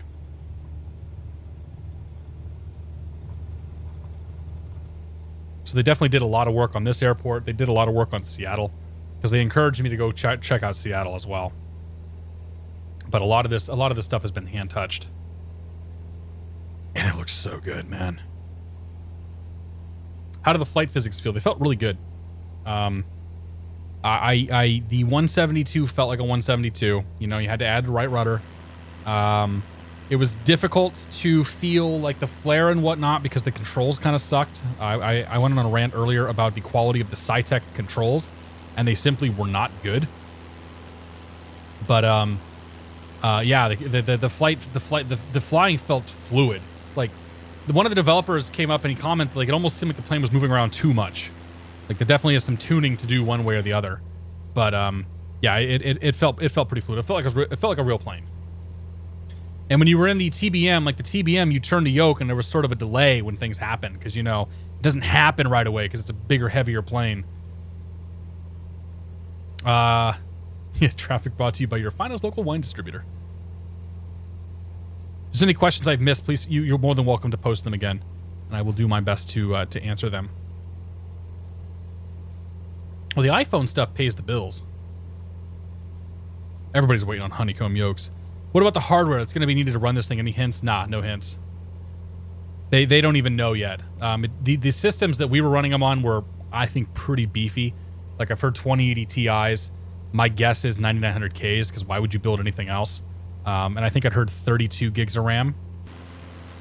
But I wasn't able to confirm any of that. How were weather transitions? Not great. The real-world weather system is a work in progress. And it was literally built on squares. So when you transition from one square to another, it was like wind change, wind change, wind change. So you were kind of getting like knocked around a little bit as you were flying around.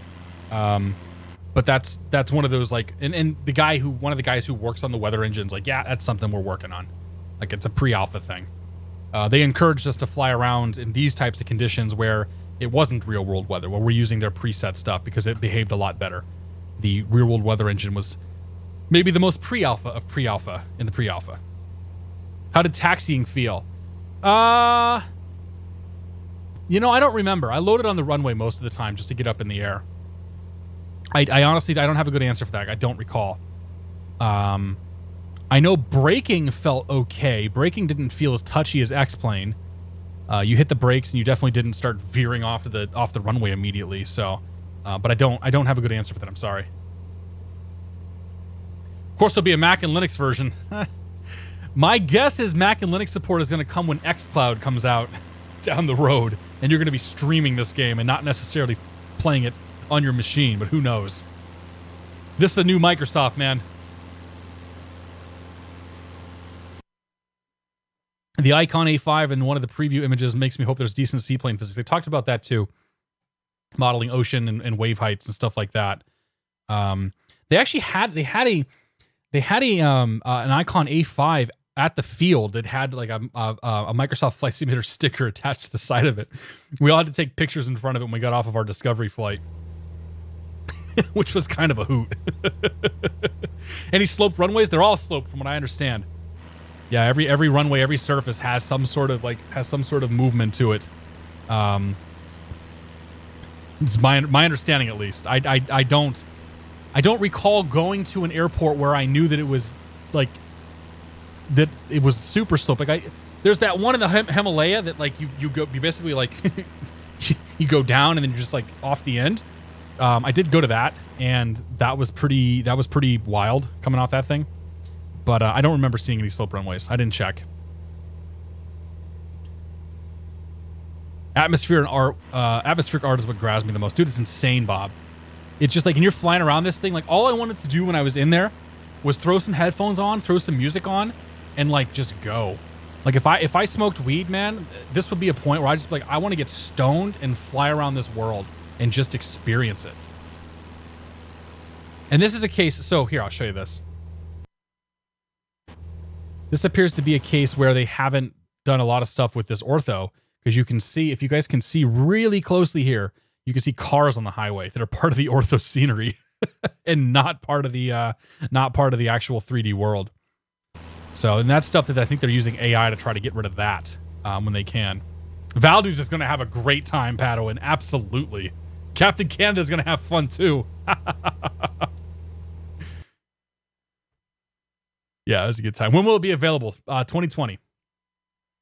They haven't given us anything besides 2020. All right. This is, without question, the best of all of the B-roll footage that was out there. A stormy night in Toronto. It was stunning.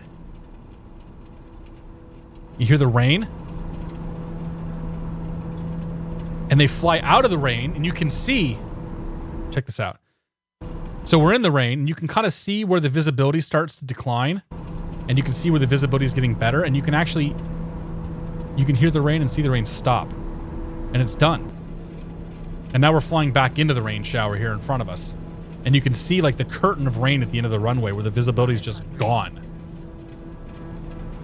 I wish they'd turn the screens down a little bit. Also, the person flying this maybe wasn't the best.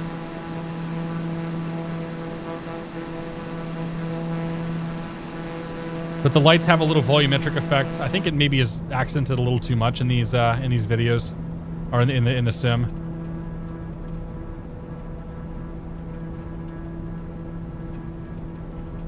Release it already, right? Stable enough. Here we go. There's a catstrator approach right here. If I ever seen one. They don't show the actual landing. Right to the scene of the crash. All right, what do we got here? High level clouds. Let's do scattered clouds. If you guys watched the video, this is where I took the entire intro from. Was part or no, the one that was clearer skies. It's amazing. I can't believe how good these shots are. Like, it's just, when I put that intro sequence together, I actually rendered it out so I could just watch it, and I just kept watching it back and forth because I was like, I was moved by how just amazing the scenery looks and how different it is from anything that we have today. Like, there's just nothing that we have today really compares on a scale to this. Like, obviously Orbex they make beautiful scenery. I'm not, there's certainly no lying about that. There's certainly nothing to there's no reason to give them any knocks.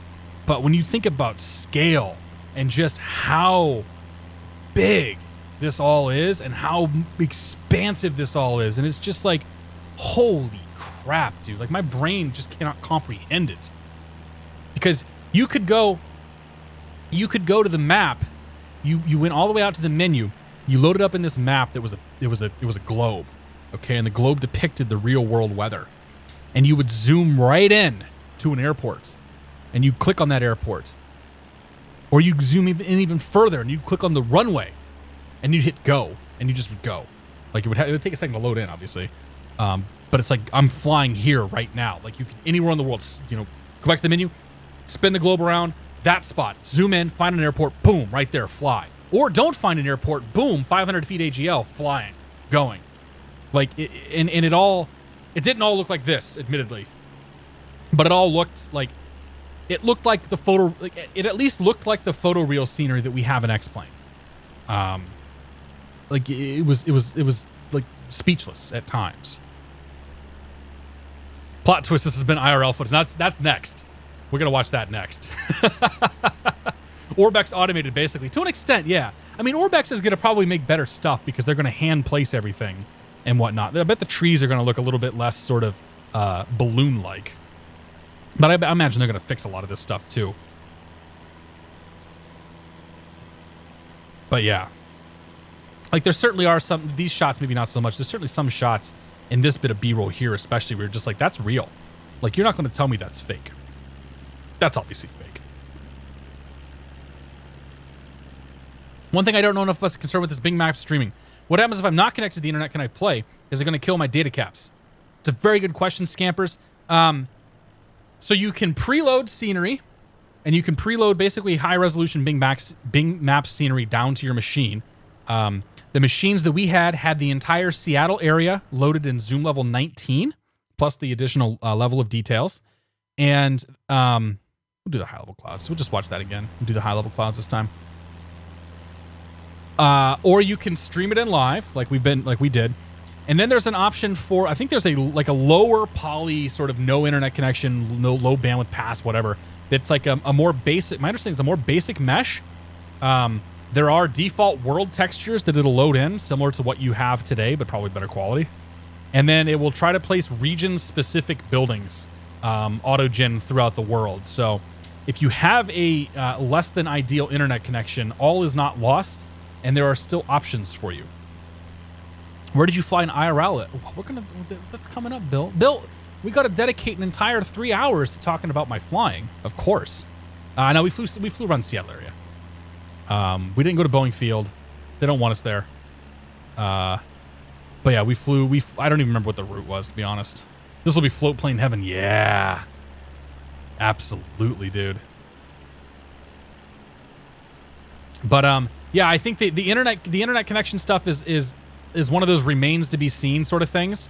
I'm in a fortunate position where it's not a huge concern of mine, which is kind of an asshole thing to say, but like, I know that it's one of those questions that's going to get answered at some point, but I also know that it's not one that's going to get answered today. So I haven't really thought about that too much. Like, I have an unmetered gigabit connection. I'm really not concerned about bandwidth, which I'm very, very, very fortunate to live where I do what I do, and to have that sort of opportunity. Welcome to my backyard, says Wheels Up. How's it look? Anything about multiplayer? There's going to be basic multiplayer in the sim, Justin, from the get-go. And there will be Sim Connect functionality, so it stands to reason that Pilot Edge and VATSIM and all that stuff is going to, like, as long as they build out plugins for them, we'll be able to function. So there will be some functionality there. Yeah, Bob, it'll be a problem for you, totally. So like, it'll be interesting to see, like, if I do Zoom level 15 across the entire world, like if I do 17 across all of the Western United States, how much space does it take up? And like, what internet cafe can I go and I can pre-download all this stuff and things like that.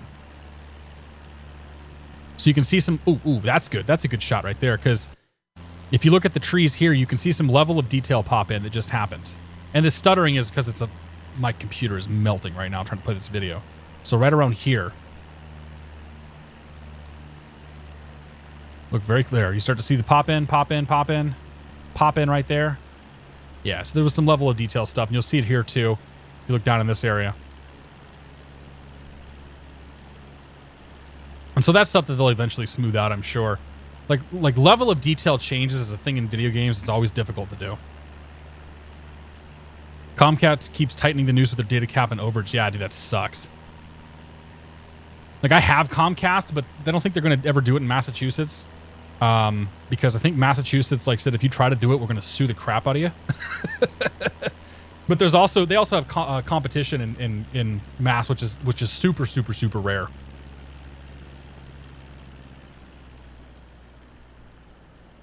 Any system requirements? None yet.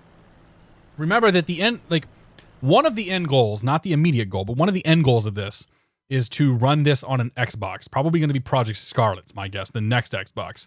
But keep that in mind when we think about PC requirements and system requirements and stuff like that. Like, they're going to find a way to make this work on lower end hardware. Like, they're going to have to. All right. That was my footage. That's what I have for for all my B-roll and whatnot. I hope you guys enjoyed that. So, if there are any other questions about the simulator, I'm more than happy to answer them to the best of my knowledge. I could go for faster internet. Gigabit ain't cutting it anymore. Yeah. Is this FSX at its core? It'll work just fine. If this is FSX at its core, it'll work just fine for older systems and lower settings. Yeah, we'll see. Like, they said that it's built on FSX. It's built on, I'm assuming, built on Flight Sim World as well. I think they said that at one point. To what extent that to what that means, who knows? Like, I was talking to somebody about this earlier, and I made the point. I'm like, Call of Duty is still running on a modified version of the Quake 3 engine, which came out 21 years ago. So when you think about game engines and stuff like that, like, don't let the age and the sort of previous crappiness of the engine, like, roll your opinion one way or the other, because that stuff can be, like, there's still useful stuff that exists in those systems that can be used and optimized and whatever else. Any indication how many people from Microsoft are working on the project? I know they said Asobo has about 100 or maybe more people. So there's at least 100 plus that are working on the project, all said and done. I don't recall them giving us any firm numbers. Any talk of in-game ATC? I do not know. I think that might have been answered in another developer talk, but I'm honestly not sure. If Squirrel's here, he might be able to chime in, because he was in the Thursday session. 90% of this will be a subscription service game. I don't think it'll be. I think they've even come out and said it won't be subscription. They've said it will be part of Game Pass, but it will probably my hunch is that it will also be sold like outright. And how they continue funding, all the Azure stuff. Like my personal hunch is that this is being used as a tech demo for some pretty cool tech that they're going to try to license. And they're basically saying, here's a thing that runs a world simulation at scale. And we're pushing it out to, however many hundreds of thousands or millions of people at once. So, I that's kind of where I think things are going, but we have no idea. They haven't talked anything about pricing. Nothing.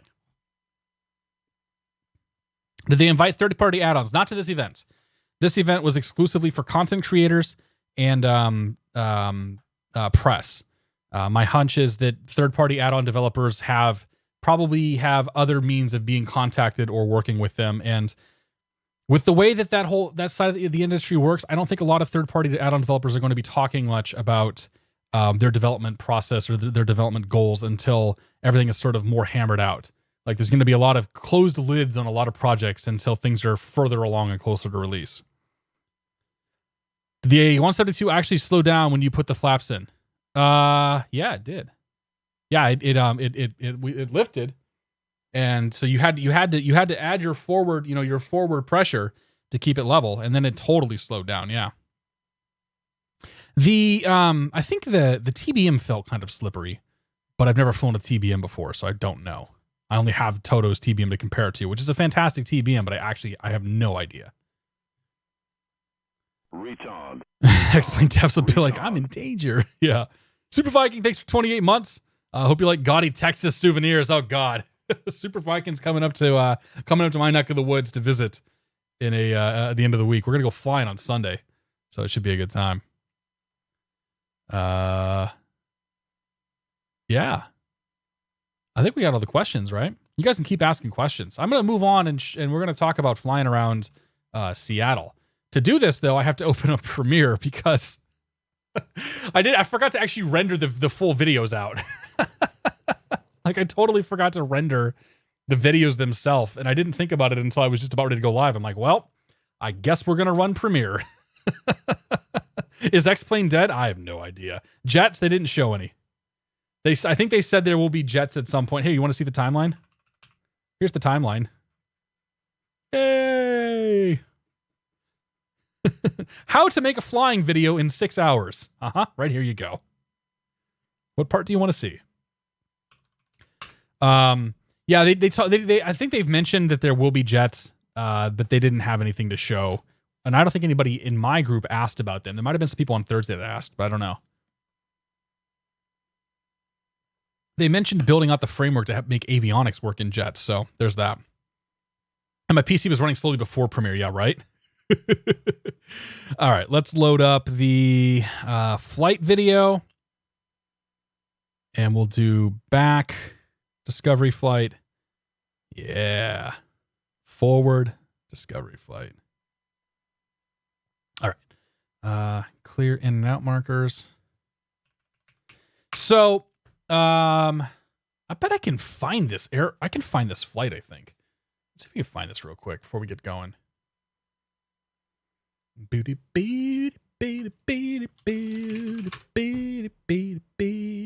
November 444 Victor Whiskey.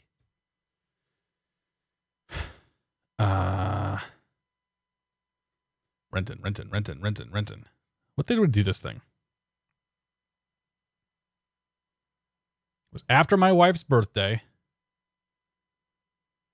Probably these days. I think was it the 21st I did that? No, it was the 20th. Okay, it was the 20th. Not the 19th. It was the 20th, and I went up right there. Boom! That was us. That was definitely us. So this is the flight path that we had coming out of Renton. We do I can do a VFR chart, right? Oh, that's so hard to see. Really? I forgot to record the flight because, I'm an idiot. Like, I work for a company that does flight debriefing, and I could have easily put this on a map, but I forgot to hit the record button on my iPad before I took off. So here we are. Yeah. So, yeah. we took off out of here. We took off to the south, flew around. We flew over there's some waterfalls and stuff over here, or a waterfall. We flew back. We did a turn over Microsoft's campus. Flew north of so downtown's right here. Flew north of downtown. Flew up here. We drew that. we drew a lady pleaser.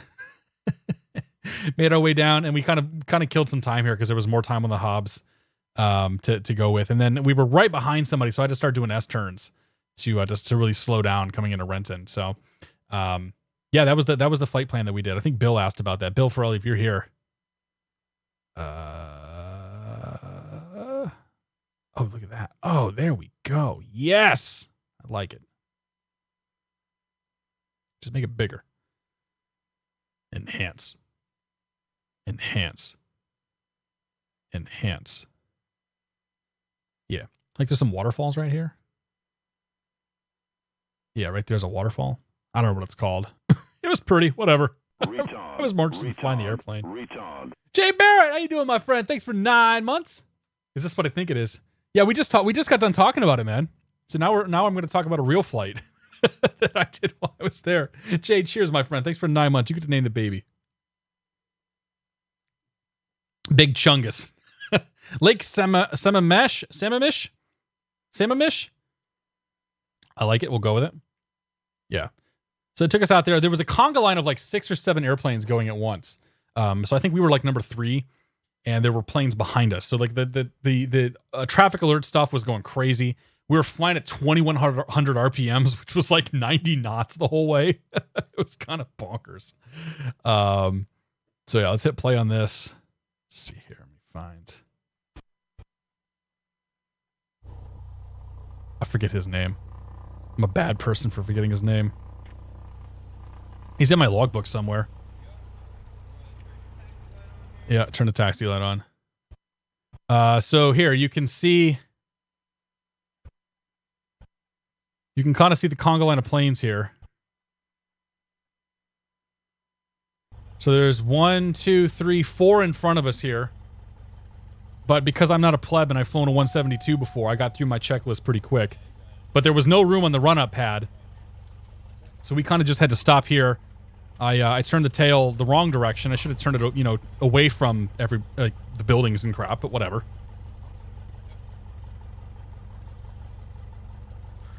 Yeah, if you've never seen a run-up before, don't touch my throttle.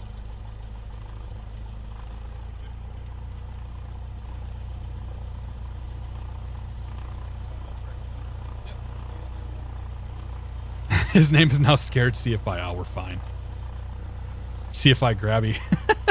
So in his defense, he was a new CFI. He had not ever flown with me before. I was the first American that he had. Not that that means anything, but I think it was also the only real, licensed pilot that he had, too. Like, most of the guys coming through here just didn't have any flying experience.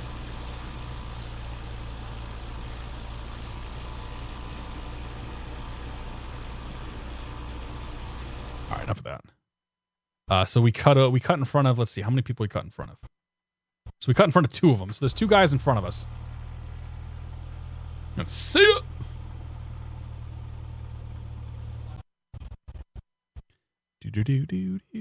Now, I want you to notice how damn big and how wide, I should say, this runway is.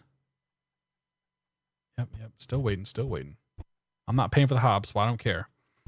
I had a difficult time finding the center line to start with because this thing is humongous. It is so wide. The video doesn't do it any justice. So I haven't flown a 172 in 3 months at this point. It's been a long time since I've flown a 180 horsepower 172.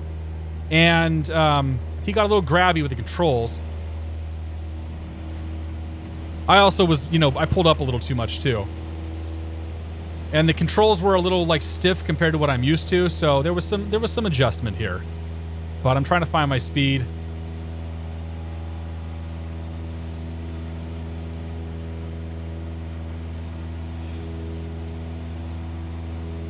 And up we go. I'm reaching for a... So in the Archer, the trim wheel is in the middle of the plane. between us. So I kept reaching for the trim wheel that wasn't there, as opposed to the one that was by my knee, which is what the actual trim wheel was. There's electric trim too, but I don't like that. I'd rather use the trim wheel.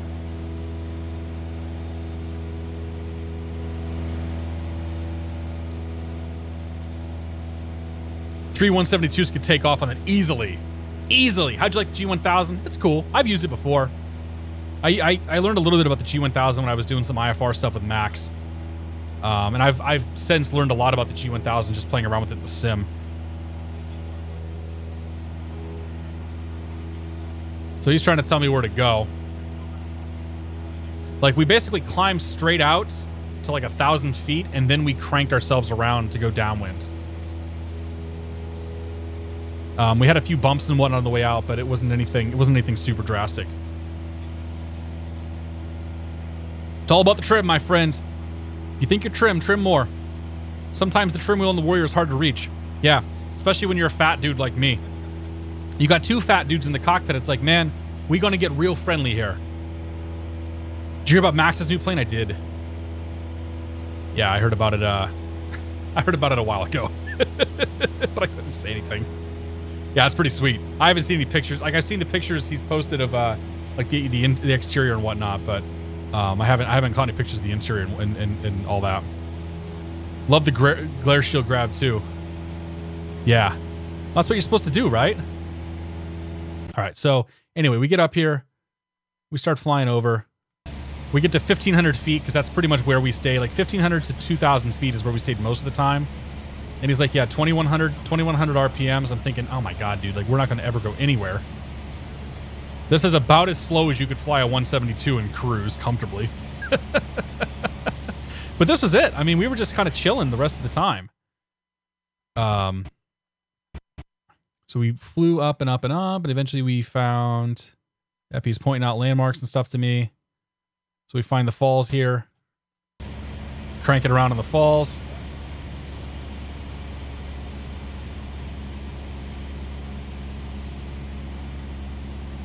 So he wants me to, I think he had me slow climbing to like 2,000 feet or something. Or maybe not. Nope, never mind. I just gained altitude. It happens.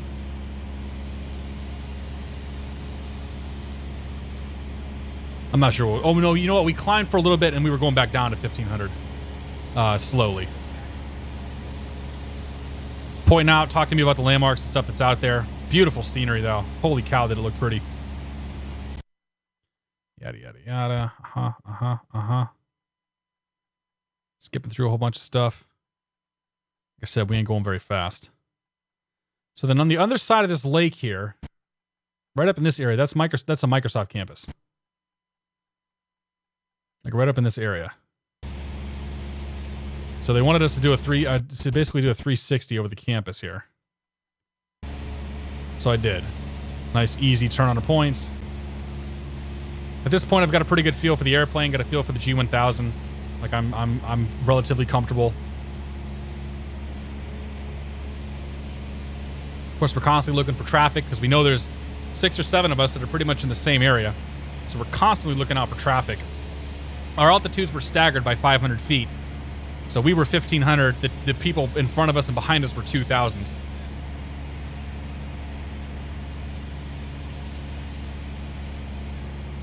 Yeah, dude, it was beautiful, man. Who owns this plane? This is owned by Rainier Flight Services at Renton, Washington. It's awesome. Loud and long day for the Microsoft employee. Dude, this guy's a flight instructor. Like, he doesn't work for Microsoft. He works for Rainier Flight Services. Like, this is his job right now, is to instruct. Just watch the Microsoft Flight Simulator videos. Chills. Already have a 20T on my cart. Nice, dude. Microsoft Flight Sim is better than the real thing? Nah, dude. Nah, I'm not going to give you that one. We did our turn over there. We headed out to the lake. Or to, I don't know what was up here. I think Lake Union, yeah? Over the lake and then out towards Puget Sound. So we're kind of flying like very, very, very close to downtown. So downtown Seattle's off of our left wing over here. Puget Sound and all that, I think is up. I think it's what it's called, is up here. I'm not really sure. You might be able to, like, it's probably not high enough resolution. You can see sort of where the traffic is at in front of us. And we're holding 2,100 RPMs and 1,500 feet and continue holding that. Out over the water. We know we've got some time, so we're just kind of hanging out. Fly to the water, turn to the left here for a little bit, go north. Turn right, head south. Like Microsoft, like the payment was for an hour and a half, I think, block time. So we had, like he had a time to be back and it was plenty of time for us to get back. So here's where we started doing S-turns. So the guy in front of us was like really close to us as we're sequencing in. So I'm just doing some lazy S-turns down the waterway here to try and save a little time. And also starting my nice easy descent down to 1,000 feet or so.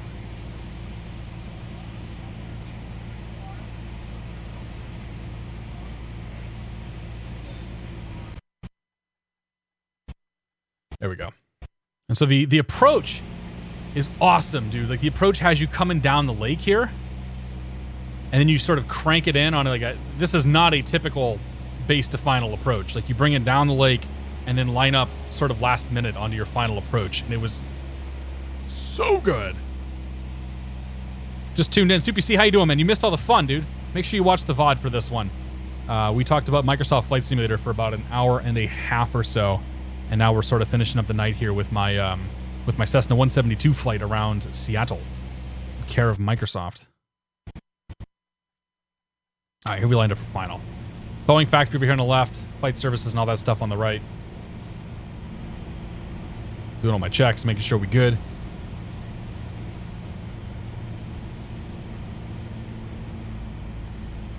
Like, the wide runways are kind of intimidating. Because it's actually, like, it's generally easier to land on a narrow runway than a wide runway. And you'll watch, he gets a little grabby with the controls. Not available. Admittedly, I hadn't flown one of these planes in a while. I had a little bit of trim. Find a center line here, keep the wings level. Ooh. Nail the center line. I wouldn't quite call it butter. So my instructor taught me when you land, put the flaps up and then pull back on the stick and do some aero braking. And then it's got the old Cessna wheel shimmy there once you get that nose down. So you want to try to ditch the speed.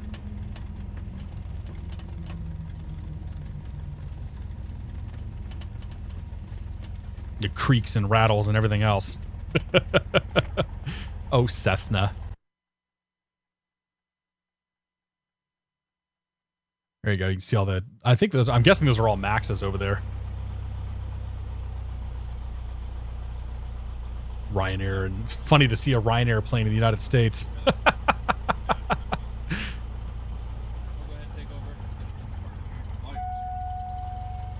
Yeah, I got 1.0 is what I got to log. Did you have to go up with an instructor? Yeah.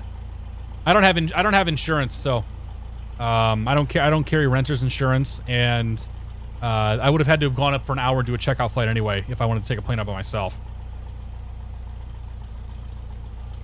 So they stacked us back in here in a line, and then we flipped they all turned the planes around, and they left in basically in the opposite order they came in.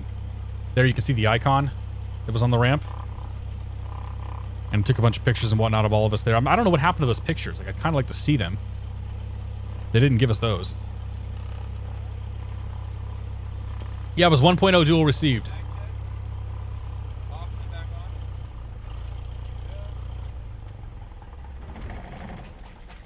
He's out. And then there's two. There's one up. Awesome, Ty. That was a pleasure. Alan was a good time. Alan, that's his name. Good fun. Go in the logbook. Hey, they're going to flip it around. All right, here we go. Now we got people doing real work. Like, oh, here we go. Turn it around. I'm just going to stand here like an idiot. Don't worry about me. The most exciting part of the night. This is where they build them, Crazy Town. They build them on this field. Like, they make the Maxes here and they fly them off. You're not allowed to fly them for commercial travel. They can still be ferried. They can still be moved around, though. Yep, this is the most interesting part of the whole day. So let's see here. We got the back view is probably a little less exciting. I don't know. Let's see if we can get a reaction here. Got the pilot face going.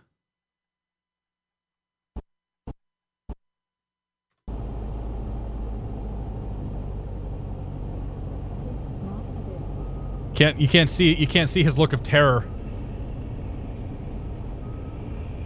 You can almost see my look of terror.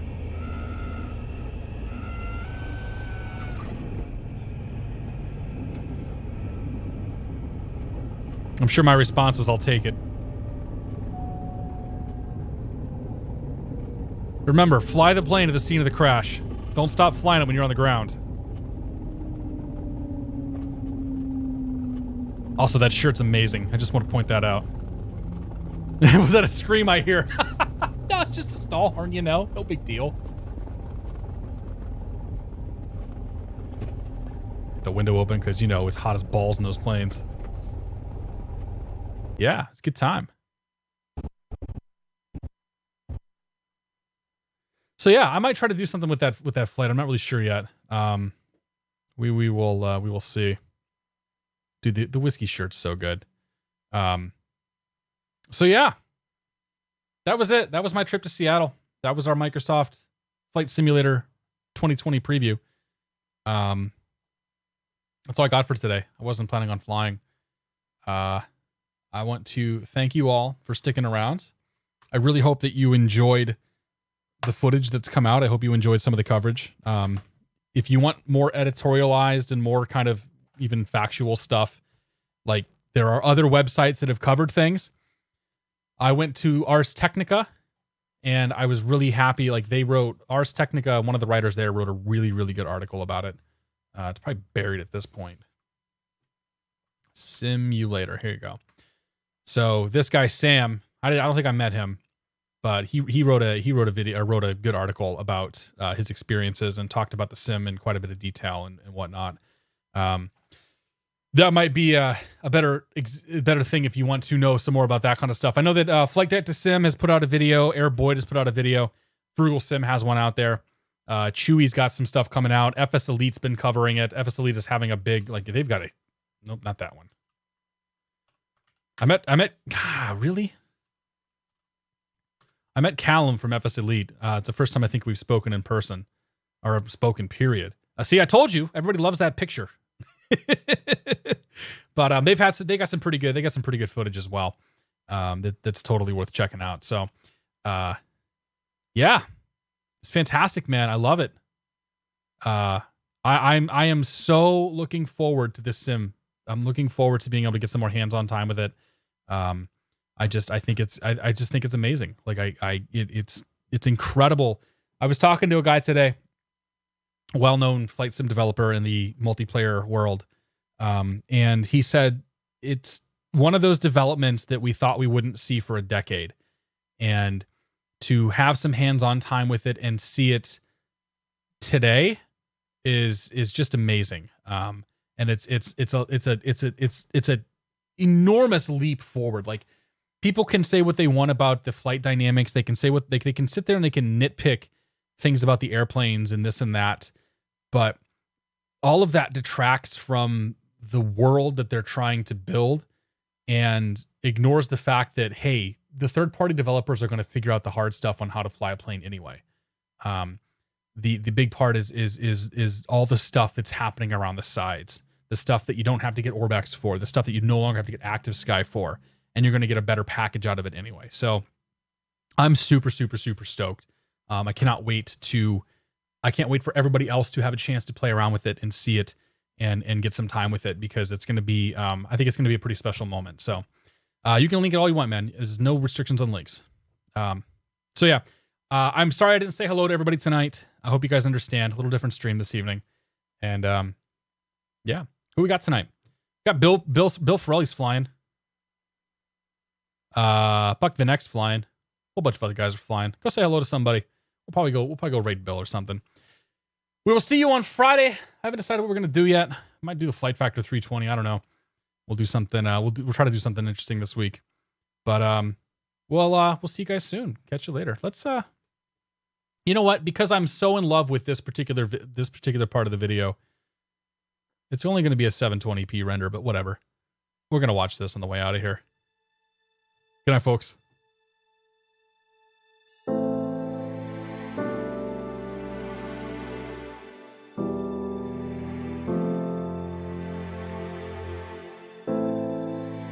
It's so pretty. Even in 720p.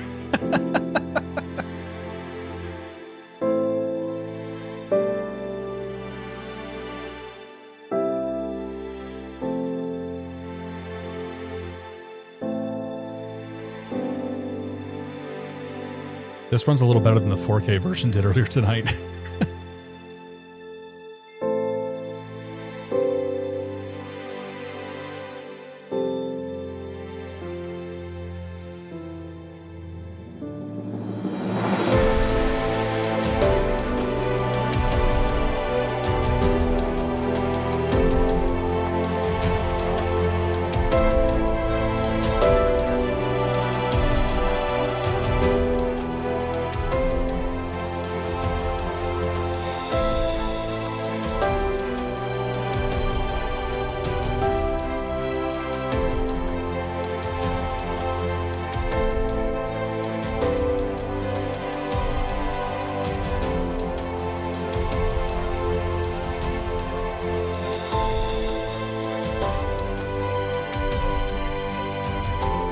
Every time I watch it, man, I just stare. I'm like, holy crap.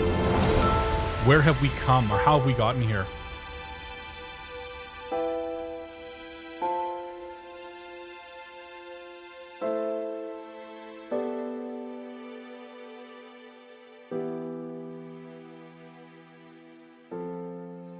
All right, folks. Have a great night. We'll see you Friday.